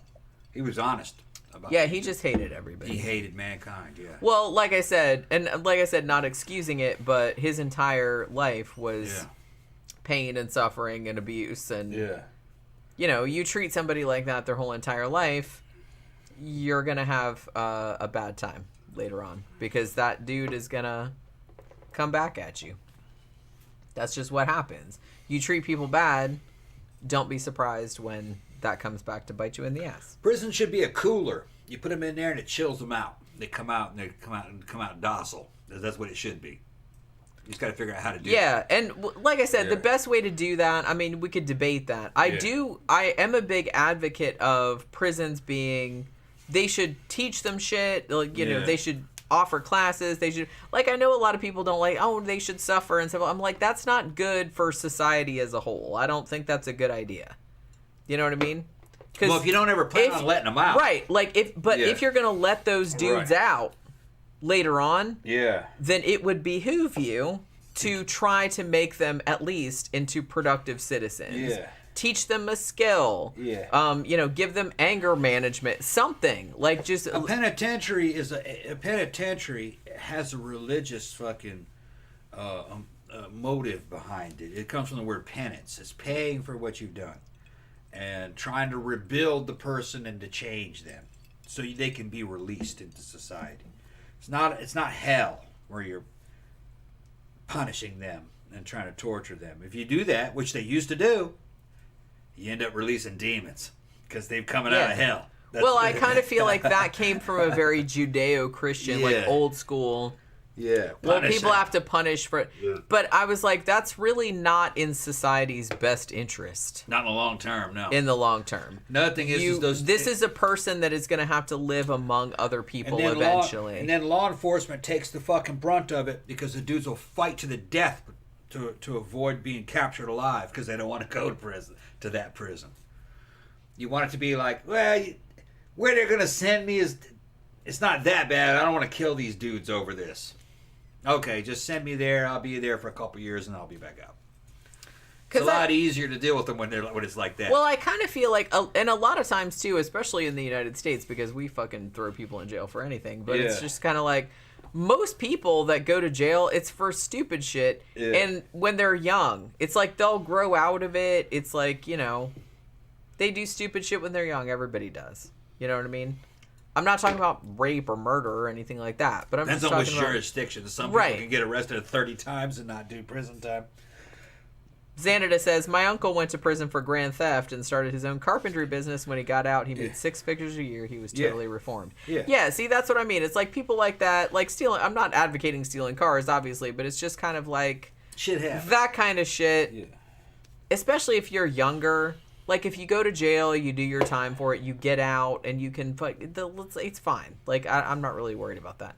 Like I said, I'm worried about more... I worry about violent criminals because a lot of times, particularly with some kinds of violent crimes, that I feel like that's kind of like a proclivity that can't necessarily be removed. Depends on the situation. But it depends on the person, and it depends on the situation. There's a lot of shit that's wrong with the American system. One of the things that's wrong about it, one of the things wrong with it is the concept of felon. They're starting to fucking keep track of every fucking thing that happens to this person. Then they start compounding the fucking problems. If a person does something wrong, you're punished or you go to prison. When the sentence is served, your rights are restored. You should have full rights of a citizen. That includes fucking gun rights, rights to vote, rights to everything. If you're too dangerous to release, don't fucking release let them out. Right. So I don't believe in these dudes running around with all this fucking felony charges on them and shit. It just compounds the fucking the problem because they can't start a new life. Can't get a good job here, so I might as well just go back to the gangs. It's just stupid. See, yeah, that's the problem. I kind of feel like, I don't know, any system's going to be imperfect because humans are imperfect. That shit did not exist until the 60s. But I kind of feel like, depending on what you did, like I said, this is a case-by-case basis. Obviously, if you're like some fucking serial killer, that's a whole other category. But if you did some shit and you served your time, you know, well and everything like that, and they let you out, then your rights are restored. You should have your rights restored because it's like I said, if you just have all these restrictions on them still, they can't ever restart a new life. Right. It's like they can't get a job, they can't do this and that. It's like, how do you expect them to like get back into normal life and like contribute to the community? Well, it's because they didn't want that. They wanted to make a whole industry based on that. That's what they really wanted. And like I said, I kind of feel like our whole system is more based on like punishment. Yeah. Which is like a really that too. Money is what's based on. And they have whole systems based on this. They're making shit tons of money off of it. It's parasitic. Here it says that you should in the US Constitution it talks about due process, that your rights cannot be removed without due process. That means you go to prison. They did it under due process. And then so it takes a due process to remove your rights. All right? In other words, a trial, a legal system. Then you go to prison to serve the sentence. When the sentence is served, when you've completed the sentence, your rights are restored. So it resets. You know what I mean? That's really the way it should be. I mean, I kind of feel like if you're too dangerous to release, then don't release you. Them. Right. That's what I mean. If they either release free or you, not, one of the two. They should release you. I mean, they should at least allow you the opportunity to. You're either a citizen or you're not. Try to start a new life. You should be able to get a job. You should be able to get a house. You should be. There shouldn't be anything in between. You're either a citizen or you aren't. Because if they kind of leave you hanging like that, then that just gives you incentive to go back to like a life. Go back to a life of crime because you're now marked. Because your options are so limited. Right. Like, what else are you gonna do? You know they knew that though. They wanted to make and this is all shit that happened after the 60s, 70s, 80s. That era. They just need to dismantle that old system and go back to the way it used to be. If the sentence was served, the sentence was served. You're free. You know, your rights are restored. Yeah. Like I said, if they thought you were still a danger, then they would have never released you. Don't let them out. Right, yeah. Right. Yeah, I agree with you on that. Mm-hmm. But, so yeah. Most states have it now to where they can vote. But they need full restoration. That's the way it really should be. So, yeah. So, this motherfucker, so like I said, the judge, was not real sympathetic to Jared. And particularly after hearing, I think they're out there I'm sure they're out there somewhere, like the recordings that Rochelle did and like that other people did of Jared over the years of like shit that he said over phone calls and stuff. And he was, like I said, he wasn't real shy about all the shit that he did. Hey, I went to Thailand. Hey, I paid to have sex with this 14-year-old. It was awesome. You know what I mean? Like he would say shit like that. So after the judge heard all of this stuff, he was like, oh my God, this motherfucker. So like I said, she actually gave 3.5 years more than the prosecution was even asking for. And with 13 years before you could even get parole. Now, because this is federal prison, like I said, he did get his ass kicked one time by another inmate. But other than that, he seems to have had like a fairly cushy prison life. He's writing letters. He's allegedly taking cooking classes. He denies it, but I don't really know what the deal is there. But another inmate said about that. One thing that he said, though, was that he said that he wanted to, like I said, he called this whole debacle a stupid mistake, which seems a little reductive to me. I mean, stupid mistake is like, I don't know, forgetting to put the trash out. Like, you know what I mean? It's not like, oh, several years of going to Thailand to have sex with minors. Know what I mean? It's just, I don't know. That doesn't seem like a stupid mistake to me. That seems pretty deliberate. So, I don't really know. The fact that he would, like, call it that just says to me that he hasn't really changed in any great degree. The fact that he would minimize it like that. I don't know. But he's trying to, like, say, oh, I want to be I want to live an honorable life. I want to be a good dude. Blah, blah, blah. I'm not really sure how much I believe that. Because the thing about it is that just like every other scumbag, in prison. Serial killers, whoever, pedophiles, crocodiles, whatever you want to call them. They all have their fans because it's a weird world out there and there's a lot of freaky people. So Jared has some fans out there who I don't know if they think that he didn't do the shit or whatever, but they still kind of like, think he's awesome in some degree. So they write him letters, and there is footage out there, or recording, like audio recordings, of him talking to one woman who's been corresponding to him for quite a while, and he's, essentially asking her to, like, send him nudes and stuff, like, saying what the parameters are, like, what you can get away with, like, as far as sending pictures into the prison. Like, you can't, he's like, well, you can't send anything with boobs or pussy, but, you could just send, like, a regular picture. He's trying to, like, say, but other than that, like, everything. So I don't really know if he's changed all that much, to be honest with you. He still kind of sounds like a dirtbag, but I don't know. We'll see. It's another 6 years before he can conceivably get out. And Russell Taylor is going to be in there for a much longer time. So I don't know he's going to be like a fucking old man, him and his wife, before they fucking get out. But that's the thing. I don't know. So as we speak, as of this recording, which is, what month is it? May 2023. Jared is still in prison. Russell Taylor and his wife are also still in prison for much longer. Now, Jared might get out in 2029, but we'll see how that goes. I don't really know. But I don't know. Like I said,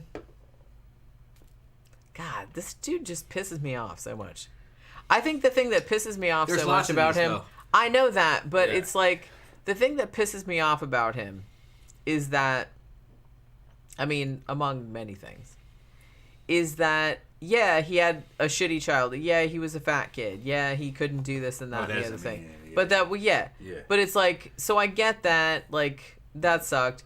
And it's like, then you get in your 20s, you lose all this weight, and suddenly your life completely changes. And then suddenly you have all this money, and you have all this freedom, and you have all this, and then you use that in the fucking worst way imaginable. He could have had the easiest life ever. Easiest life ever. Had he just stayed away from underage girls, that's all he had to do.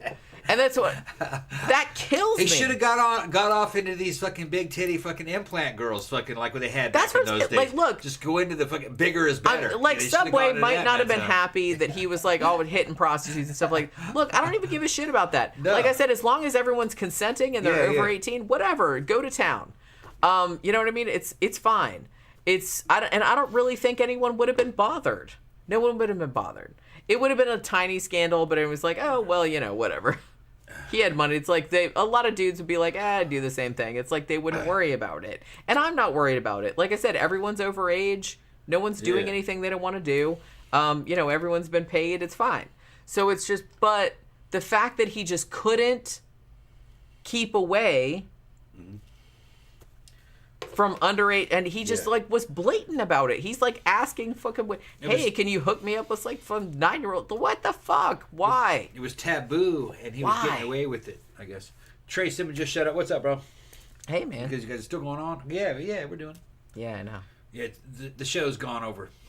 We're probably like hour 4, right? It's no. Okay. 3. 3. Okay. Hour 3. He went too high, Jenny. Yeah. He lived like a rock star and fell hard. Yeah. Yeah. I mean, pedo rock star. This definitely does seem like a case of a dude that had nothing. Like I said, he was fat all through his childhood and his teenage years. He didn't have a girlfriend. He just sat in his room and played video games. And then all of a sudden he's in his 20s. He's thin. He has money. He has all this kind of stuff, and he can just do whatever the fuck he wants to. And he just went fucking buck wild with it. Yeah. Which, like I said, I don't.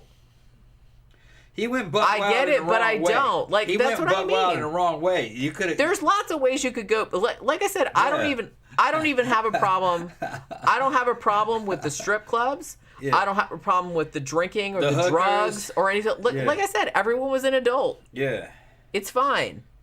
No one cares about that. But the second that you get minors and animals and all this kind of shit involved, Yeah. which all of that was involved in this case, in case you're late coming in, that's when we're going to have a problem. Had you just kept everything, why couldn't you just even fucking around your wife? Like I said, that sucks, but everyone's adults. Everyone's adults. The wife was into the shit though too. His wife wasn't. Yeah. That was Russell Taylor's wife. That's right. He had, Jared had 2 wives. Yeah. His first wife fucked off and was like, yeah, fuck that. He was abusive, emotionally abusive, she said. So that was even before all this shit happened. So he was kind of a shithead before. And he had all the money. He wanted to do the sex tourism. You can do that.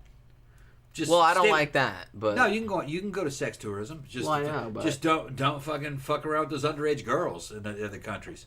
But, that's what I mean. That's literally all you had to do. Sex tourism just means you're gonna go to another country and fuck hookers. You had to do. Sex tourism is just going to another country and fucking hookers. That's all it means. Just make sure everyone's 18. Yeah, you're right. Not hard. You're right. Not hard. Now, some countries might fucking be, 17's legal. It might be different, in each country. I don't know. But just make sure it's legal wherever you are. Because the shit he was doing in Thailand wasn't legal even in Thailand. No. And the fact that he would come back and just brag about it to random people or people he didn't know that well, one, shows that he wasn't all that bright. Yeah. 2, just showed how out of touch he was. He just thought it was okay, or he thought he could just do whatever. I don't really get it. I don't get all it. This who's legal and who's not legal. Fucking people wouldn't believe the differences between countries. If I remember correctly, I think in Canada a girl could strip and work at a strip club if she was 16. I think it was 16. That was back in the 80s. I don't know if it's still like that. Maybe some Canadian might chime in. And age of consent in Mississippi and Louisiana. I think in Mississippi during the time that I lived there was 14. Now that doesn't mean you could take pictures of them. And then it was you know what I mean? Because if you took pictures of them, that would be child pornography. Well, yeah. But I think age of consent was 14. They couldn't drink until they were 21, though. So the laws didn't quite make sense. Well, different people make different laws at different times. Yeah. So they're all just kind of cobbled together. Yeah, it's all just kind of cobbled They don't together. make any sense because it wasn't a single body came up with them all at one time. Right. And it's this is how we're going to work everything out. It's just shit that's been cobbled together over time. So it doesn't make any sense. And I think you could marry a girl with parental consent at 13 in Mississippi. Now, when I was there in the 90s, last time I was there, that law still stood because we would laugh about it. Nobody was doing that. That was some shit from the 1800s. It was still on the books, but nobody actually did that. Right. So, just because it's a law on the books, doesn't mean that it's common custom. It was just like everybody else. You got married at 21, 22, 23. That was usually when they got married. High Desert 004 said, doesn't seem to have hurt Subway too much. I think that's because, here's the thing. Subway were big about, we didn't know about any of this stuff. Because, I said, allegedly, people reported stuff to law enforcement as well as to Subway higher-ups as early as 2007 or 2008. Subway says they didn't know anything until the FBI raided Jared's house in 2015. However, I will note, and I'm not saying this as any, one way or the other, I'm just noting this. Subway did, starting in 2008, start to minimize their campaign featuring Jared. And the reason that they gave was we'd already been using Jared in our stuff for almost 10 years at that point. It was getting stale. So we were kind of pushing more on our $5 footlong thing, which was also a very popular promotion. So, but I will note that some people had reported his behavior, let's call it that, as early as 2007 or 2008. So it could be that Subway executives knew that there was something going on with him and were we're just going to kind of quietly phase him out. They did keep using him in their promotional material, though, up until the FBI raid. I will say that. So I don't know if they knew anything, but they did, like, substantially tone down. But you have to think that they had started the campaign with him in 2000, so it had been going on for like a long time. So it could be just a coincidence, and they were just like, yeah, we've been doing this for 10 years at this point. It's like, we're going to go in a different direction now. So it might have been coincidence, but I don't know if I totally buy that, because people were reporting him as early as that, like, to Subway higher ups. So, and the thing about it too was that like the second that the FBI raided Jared's house, Subway was like, yep, nope. They like tweeted, yeah, we're severing all ties with him. Like, as soon as the FBI raided his house.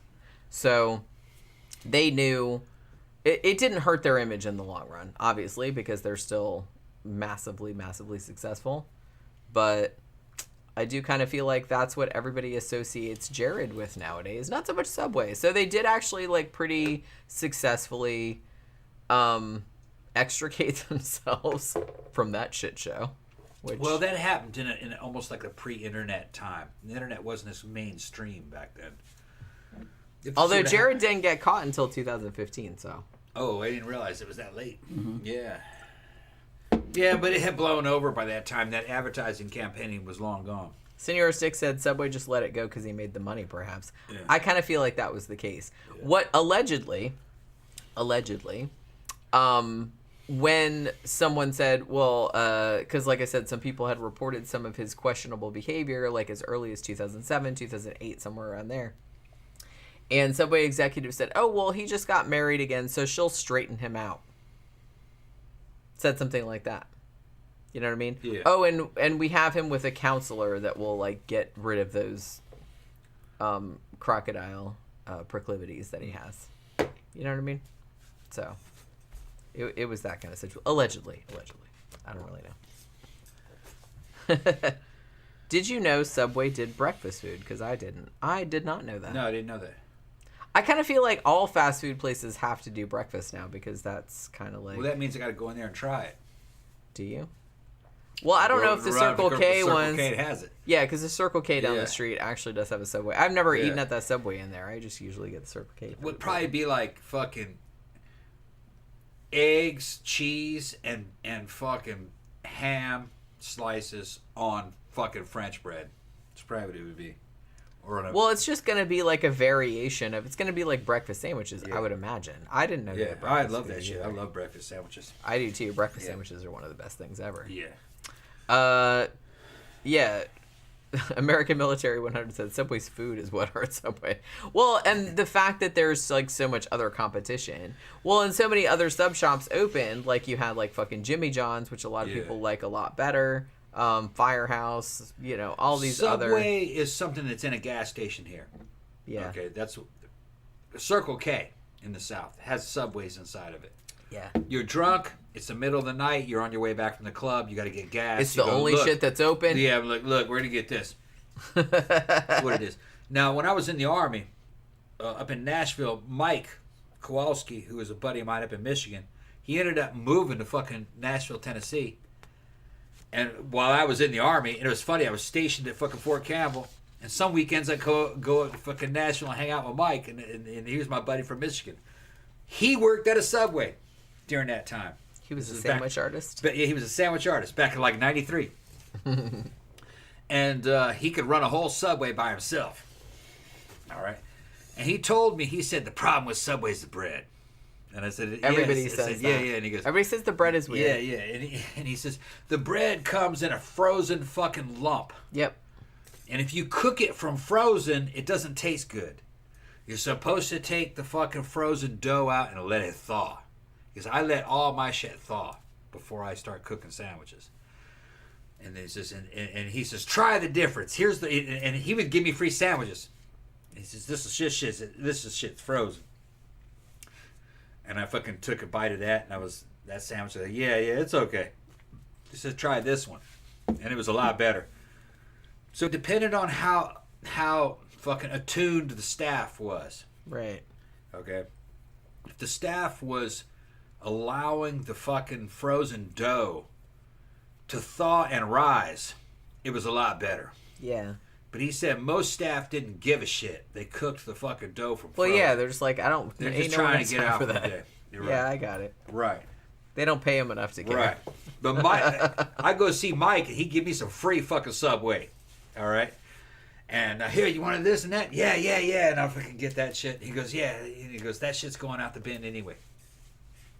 You know, so he said. But, his sandwiches were good. Honestly, the only subs that I used to like at Subway were the seafood ones. Yeah, that was good too. Like with the one that. Well, I make that shit here. Oh, well, that's what I mean. But we'll see. That's what I mean. Yeah. Like you make that shit now, Yeah. so I don't need to go to Subway because I yours can is make that shit better. here. Because yours is better. Make that out of the damn. And I don't crab. even know if they make that. Crab anymore. with a K. Yeah.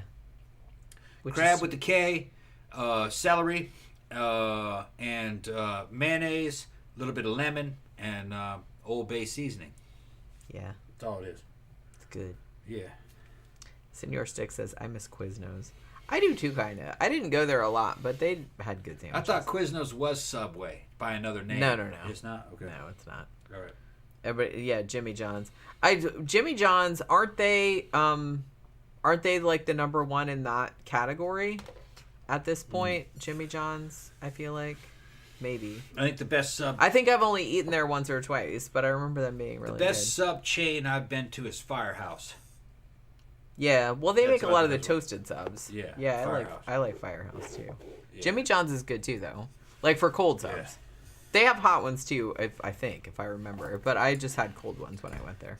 Okay, so the show's pretty much over, right? Yeah. We All right. covered everything. We've So, been- like I said, Jared still in prison. Yeah. Russell still in prison. Probably not getting it. He'll probably die before he gets out, to be honest with you, because he got a way longer sentence. But that was because of that, feastiality. Yeah, feastiality with the F. That he was into. Yeah. Aside from this, we've still been working on our other efforts. Regulars know what we're talking about. We're going to have a stream mate opening. We're going to open, we're going to sell some fucking videos of me and Jan fucking around. We've got some shit fucking in the can already. It's good. I've given out a few fucking samples to select people. And they're like, oh yeah, this shit's going to be good. I fucking run it by fucking Bill Quinn from Quinn Studios. He's like, man, you guys are going to be awesome. We're going to run a stream mate show, which is going to be kind of like a Sidetracks. sidetracks, but it can be X-rated. And for certain tips, Jenny can flash titties. We can fucking do We'll do all kind of fun stuff. Right, and it won't be in public though. It's got to go private for that. But it'll take a few minutes, but it's going to be a fun show. We got all kind of fun props and stuff. Yeah, like that. props. We got good lighting. We're going to change the fucking scenery because we got a fucking background over here. We're going to be selling videos. And then fucking Zach, he's like, well, I can't understand why my favorite people are fucking pimping themselves out. Zach, we're straight. Okay, straight people do this shit. Straight-ish. Straight. Yeah, she. Yeah, I forgot about I'm you. straight-ish. Yeah, straight-ish. But we have some regulars from the show sending us some of their content. Fucking Oscar. Which we always appreciate. Yeah, fucking. I saw Oscar in here. Yeah, we saw Oscar's videos with his Texan ass, his Texican ass with his fucking hot ass fucking Irish American fucking girlfriend. He's very cute, by the way. Very cute, redhead with a fucking big old shamrock tattooed on her ass. Yeah, she's cute. But we got all that. She wants to come down and fucking work with Jen. We'll see. Me and Oscar like, man, we got to make this shit happen, man. It's going to be great.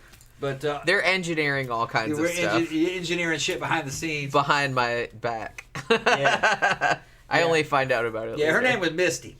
I only find out about Yeah, it Misty later. was cute as shit. But we'll see. We're just going to see how things go. We got other products to sell. Because, y'all ain't paying the bills. Aw, But it's way to gonna guilt be me. fun. It's gonna be fun. I mean, I'm looking forward to it. I think it's gonna be fun. Yeah, like all the stuff that we shot, we couldn't shoot anything. Well, this past weekend, because like I said, I have a full-time job now and a We're buying 2-hour cameras commute. too. Yeah, so Yeah. I don't have a lot of time like during the week, but over the weekend, like last weekend, we couldn't really shoot anything because Yeah. of Tom's stomach issue. Yeah, I got Like stomach like issue his right his I thing. fucking injected myself a fucking test and And it it- was subcutaneous and that shit fucking blew up because it was too fucking powerful. Yeah. Yeah. So it's going down now. we did like salvage it because we Yeah. did like do a photo shoot that we got like some good shit Yeah. out of. That was just me. Yeah. But Jen did some solo stuff. I still have to edit the photo. Yeah, I want to see it. I haven't seen it yet. I still have She's to holding it. It's fucking secret to me. I'm not. I just haven't had time to like edit Okay. stuff. I Right. just don't have time. Yeah. But yeah, so this weekend we're hoping to like shoot some more stuff, and because like Yeah. I said, we want to have like a bunch of video content up before we.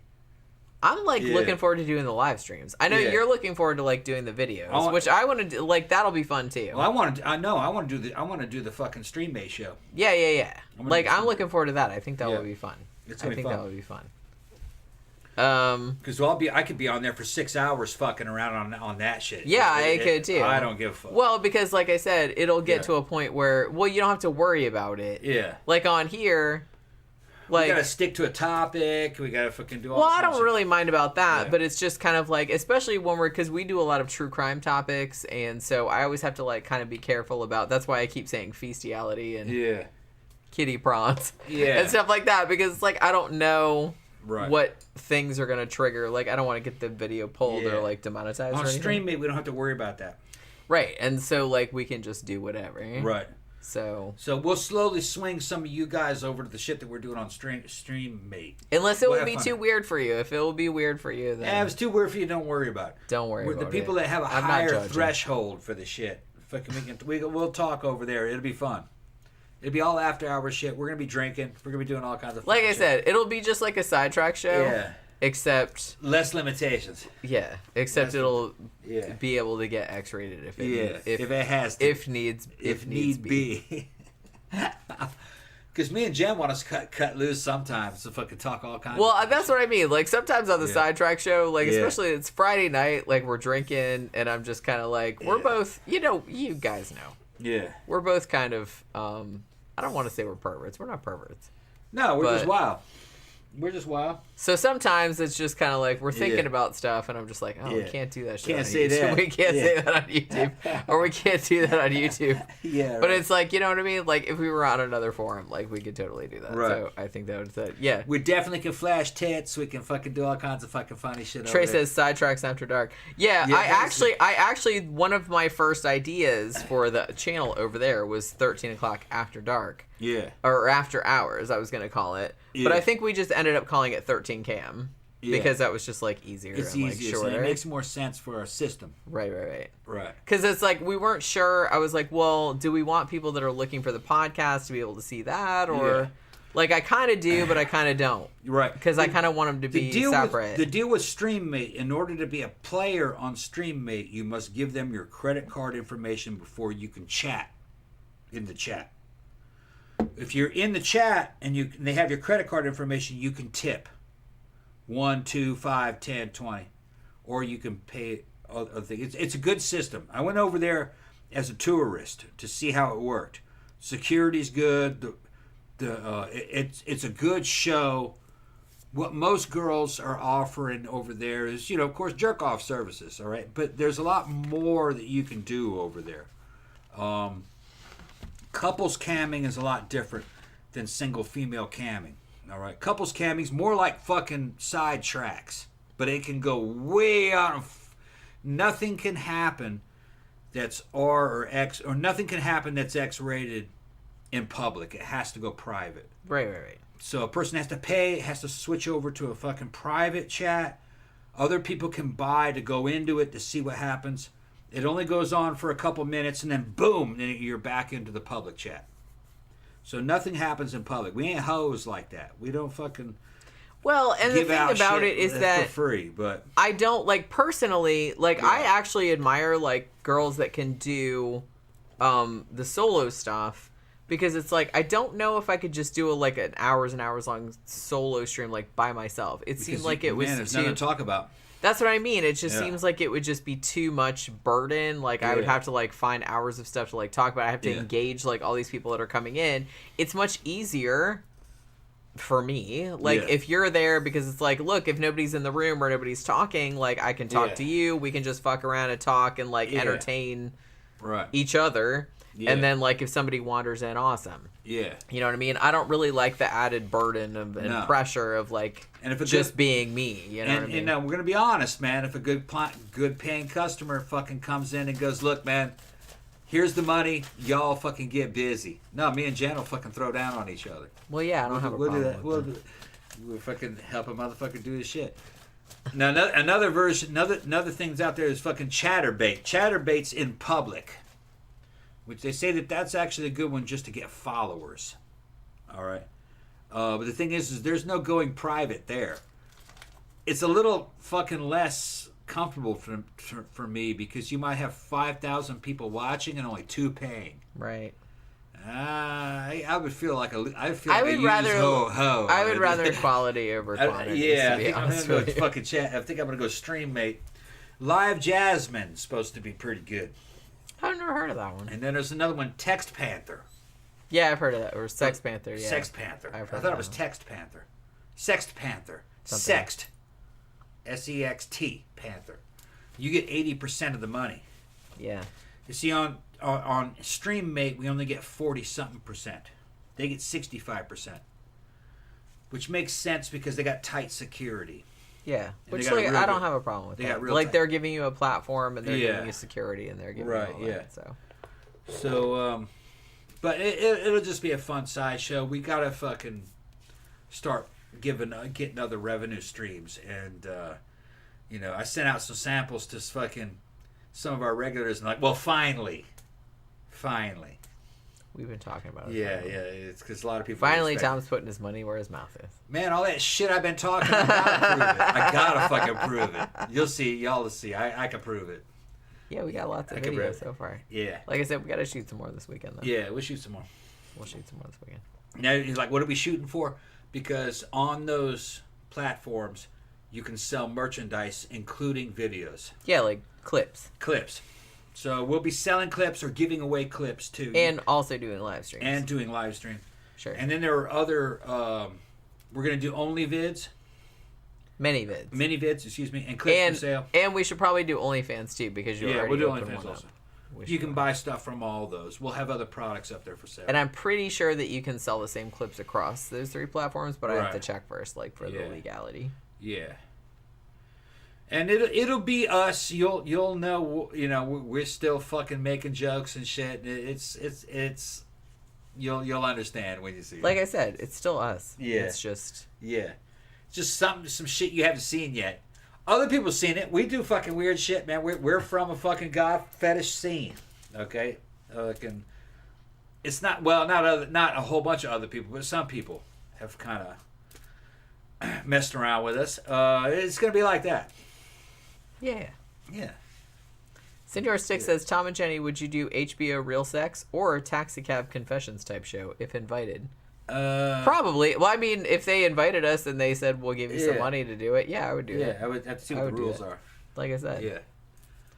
Well, the reason that we decided to do this was because we could just do shit in the house with me and you. Like, I don't have to like go out and like we don't have to go out and have sex with random people. Yeah. And deal with all that drama. Now, people are saying they're going to come check it out. People are saying they're going to check it out. It'll be fun. Come check it out. Like I said, I'm looking forward to it. We're going to make new regulars, also more of y'all, but the regulars that we have here, you're going to be welcome to come over there. Yeah, like I said, if you think it'd be won't weird, be that then much don't. Different. I mean, I don't think it's going to be weird, but it's not weird for me. But no. We know how to make this shit fucking normal. I don't find it weird. It's not weird. It's not weird. It's not weird. Well, seriously, you don't even understand. We have right over there, like several feet away, there's just like a nest of dildos. Yeah, y'all didn't know there's a bunch of dildos over there. We ordered like a bunch of props like for the show. So we were like scrolling through Amazon. We're like, what are the best looking dildos that are like on the market right now? This is some kinky ass looking fucking dildos. It's like we want some like cool looking ones that are like they're not so big you can't use them. Well, I'm just gonna say they're not exactly functional. Because I have tried them all out. She tried them all out. I tried them all out, but we tried them all out, and I was just kind of like, I don't know how I feel about that. But they look good on camera. They look good on camera. Where's the fucking space demon? They look good on camera, though. Where's the fucking space demon? So I was like, that's kind of the important thing. I was like, I'll figure out how to make this shit work. I just want some shit that looks good on camera. The crazy dragon one wasn't. Oh over there. yeah. Yeah. It's so cool looking though. I was Yeah, I like, was you gonna have say- to get that one because like I want to do like a whole. It looks like fucking Rambo's fucking battle knife. Looks like. Well, no, it's like battle knife. because it's the Yeah. colors of it. I said I wanted to do like a Lovecraftian because Yeah. it's kind of looks like. Well, they have one that looks like straight up like a tentacle. I want to get that one too, but even though that one looks really uncomfortable, gonna say, but this one. Slightly less uncomfortable, but still pretty uncomfortable. But it looks like really cool. Like the colors of it's like blue and purple, and it's like monster. Yeah. They have it like if you look on Amazon under what do they have it under? Monster Dick or Monster something? No. It's Monster Monster Space Dragon something. something. Yeah. So I think like, it was called Space Dragon. but it's really cool looking. Super uncomfortable, but it is Yeah. like really nice looking. Yeah. One girl reviewed it and she said it's like chaos in your pussy. It's like chaos in your pussy. Okay. Well, that's what I was like, because I said, well, we got to try this stuff out because we ordered like a bunch of them, and I was like, okay, we gotta test drive these. So we're starting them out, and like, so Tom's like, so is that like chaos in your pussy? I'm like, I'm not sure if that's the word that I would use. Like, I'm not really sure what the word I would use is. It's painful, that's for sure. Yeah. But I don't know if Could chaos. have been the position too. Maybe. I don't know if chaos is the word that I would use. Maybe doggy style Maybe. would have been easier. But it's like chaos is not really the word that I would use, but I don't Yeah. really know. Some girls said they liked it. But it's super cool looking. Yeah. And that's really all that Where matters is it? when you're on a camera. I think it's in the dick cubby. Oh, I know what you're talking about. Hold on. Isn't it funny that Yeah, like I know I say dick cubby and he knows exactly what I'm talking about? Well, a lot of them are over there in my bat. They're just kind of like because they're just kind of over there because we were using them for video shoots, but a couple of them are still in the dick cubby in the bedroom. So yeah. Senior 6, are you saying Tom and Jenny, you two have a sex dungeon? I don't know if I'd call it. It's not a sex dungeon. We don't have like chains or nothing like that, but you know what I mean. You got to show them this. This is what she's talking about. This is what I'm talking about. This is what I'm talking about. This right here. Tell it that way. Look at this shit. Hold that shit close to the screen so they can see. Well, they have this in several colors too. Yeah. This was my favorite color combination. They also had like a red and black one, which was nice, but I didn't love the. I liked this one because it was kind of, like I said, it was kind of Lovecraftian. Yeah, it looks like something out of a fucking monster. But like I said, they have one in that same color scheme, but it looks more. It's very obviously a tentacle, so it's like kind of sharp at the end, and I like that one too. But I was like, well, that one would be super uncomfortable, but it would probably look cool on camera though. But this one like looks cool on camera, but it's like super uncomfortable. But yeah, that was one of the ones we got. Like I said, we wanted ones that looked cool on camera because we wanted the whole branding to be. Kind of like the whole, we wanted goth, fetish, all that kind of stuff. So I was like, I don't want any dicks that look like regular dicks because I'm grossed out by those. But I'm not grossed out by actual dicks, but I don't really like dildos that look like actual dicks. I'm like, what's the fucking point of that? I want ones that look fun or that look like decorative or look weird or look something like that. So I wanted like some ones like that. So we got like a fucking, this one, we got like one that's like red and black. We got one that's like clear. We got like weird looking ones, you know what I mean? Because I'm kind of more into that. Zach says, stream demonetized. Yeah, pretty much. I mean, I'm kind of used to that at this point. This point, this would already be demonetized, even though I used euphemisms, or I tried to use euphemisms, like, through the whole entire show. Like, I never said the CP words. I never said any of that. I always said kitty prawns. I always said all that kind of stuff, but it's like it'll probably be demonetized anyway, just because it's called Jared Fogle. You know what I mean? So there are other videos about Jared Fogle on YouTube. There are lots of them, actually, but some of them have sponsors. I didn't really see if any of them had ads. Get the dildo, says Victor. Get the dildo that's shaped like the butler's little hand in Scary Movie.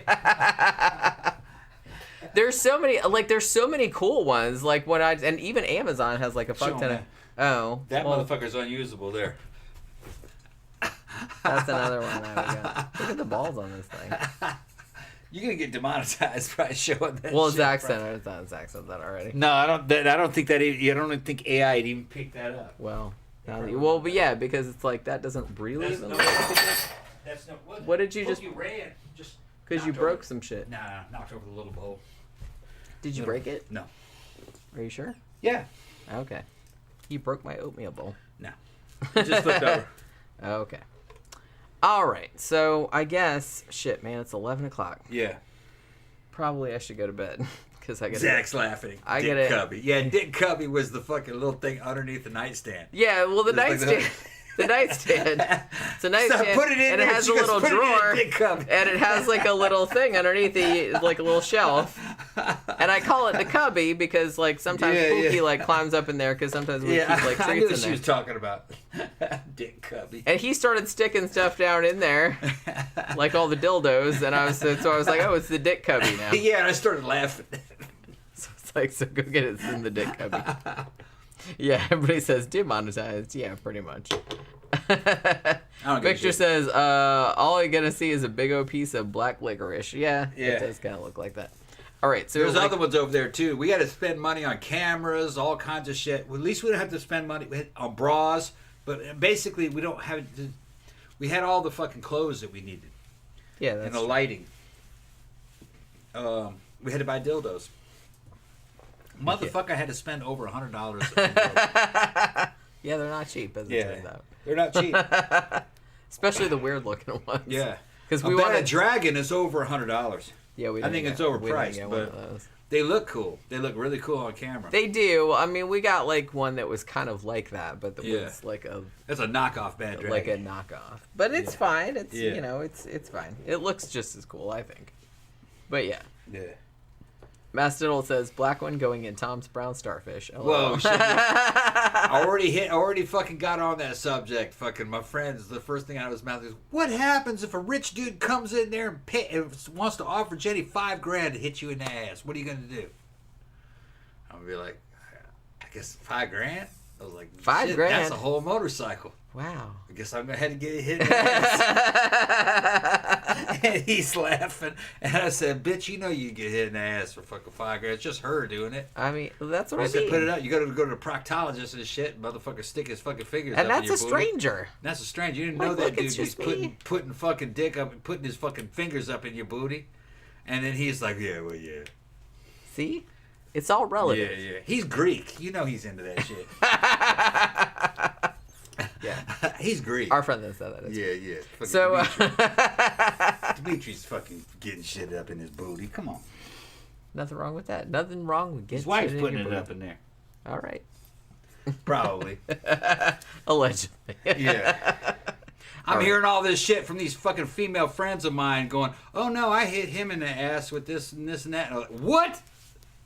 Because these women are telling on y'all. You're missing out, Tom. These women, nah, fuck, I ain't fucking. These women are fucking hitting dudes in the booty with these fucking strap-ons and shit, and I'm just finding out about it now. You know, He's just finding out. I'm like, what the fuck you people been up to? Sweet summer child. That must cause psychological damage to these women, man. Fucking doing this shit to these No, dudes. why would it? I'm just imagining. Why would it cause psychological damage? Psychological damage is just, I don't know. I don't know why it would cause any more psychological damage than anything else would. Causing it to the women. No. We're not that fragile. Okay, you ready for the shit? Victor says inflation hitting the dildo industry hard. Sure. Yeah, I'm sure. I mean, well, to be fair, I went to one of those sex toy parties like probably like 12, 15 years ago. And the dildos were expensive back then, too. Yeah. So they haven't really... Yeah, they've always been kind of expensive. They've always been kind of overpriced. But, I mean, they're good. I mean, the ones we got are, like, good quality, though. So it's not like... Amazon carries an okay selection. They do. Well, I used to have, like, a long time ago, I used to have a shop where I sold, like, sex toys. So I had a bunch of that stuff. But, yeah, most of them nowadays are really, really good quality. They are slightly expensive, but... they're usually worth it. They last a long time. They got designer shit now, like Bad Dragon. Yeah. That's designer. Victor says, I had a patient like 2 weeks ago that had a glass Coke bottle stuck in his colon. Had to get it surgically removed. He said he didn't know how it got there. Yeah, he fell down. That's what they all say. He fell down. That's what they all say. He was walking. He was walking. Okay. All of a sudden. He was just walking, and then all of a sudden he fucking tripped over the edge of the carpet and fell down, and it went up in there. And it so happened that there was, sitting just an right on the upright ground. Coke bottle sitting He was right at the naked, exact walking to the bathroom. I mean, as one does. Yeah. As one does. Yeah. That story's been told many times. I told you, my sister worked at a GI clinic. She did Yeah. billing, and she's like, the shit that I saw, like people go like stuff up people's butts, you would not imagine. She used to tell me like all the stories about it. And it starts off with I was walking. See, So I was walking. pretty much. I was walking, right? Or my favorite one was I was on a ladder, like they were painting the room and they were on a ladder and fell off, and there just like happened to be something that went right up there. But that's my favorite. Yeah. Because I'm like, And then it's the so doctor's improbable. Like, and who put the lube on it? Right? Yeah, it's like somebody put this KY on here, okay? Yeah, it's well, like have the lube, let's not have any illusions. Let's not kid ourselves here. We know what's going on. Oh my god. I had my coveralls on and everything. And yet. Yeah. Jones Perkins said, I had to walk away from the show to go make dinner for my kids, and now I come back to this discussion. Yeah. Coke bottle in the butthole. What the hell? Yeah. And then he said, I know a guy who had a hamster accidentally crawl up his butt. Yeah. Accidentally. It accidentally got fucking tied up and had something tied around its back leg, too. Nobody knows how that happens. Had a string tied on its back I mean, leg. the hamster must have done it. Or maybe Yeah. his hamster friend Yeah. did it. Maybe him and his hamster friend are into Yeah. bondage and they tie each other up. Okay, seriously, I have to go to bed. Yeah, we gotta go. I gotta get gotta up go. so It's just early. going on- I yeah. have to get up at 5 a.m, you guys, Yeah. and it's so I'm getting like less than 6 hours sleep at this point. Yeah. And you know, Shut it down, Jen. Shut it down. All right, Shut it down. all right. I mean, but you guys got a good joke. It's 3 hours and 45 minutes. All right. Yeah. So, oh wait, that was a terrible. Yeah, Richard Gere. That's what that was. Poor Richard Gere. I can't believe that he had that urban legend following Yeah, him it's a around. legend. Didn't happen. All right, so we're gonna wrap it up. But we will be back Friday night for the Sidetrack show, where we would just talk about whatever, like we did on this show, kind of. Even though we mostly stay on topic most of the time, 80-70% of the time. But yeah, so come back Friday night. Watch the Sidetrack show. Please have a good rest of your evening. Please have a good day tomorrow. Please remember to like and subscribe and share and all that kind of stuff. Comment on the live stream because that always helps with the algorithm. And we'll see you guys again on Friday night for the Sidetrack show. Good night.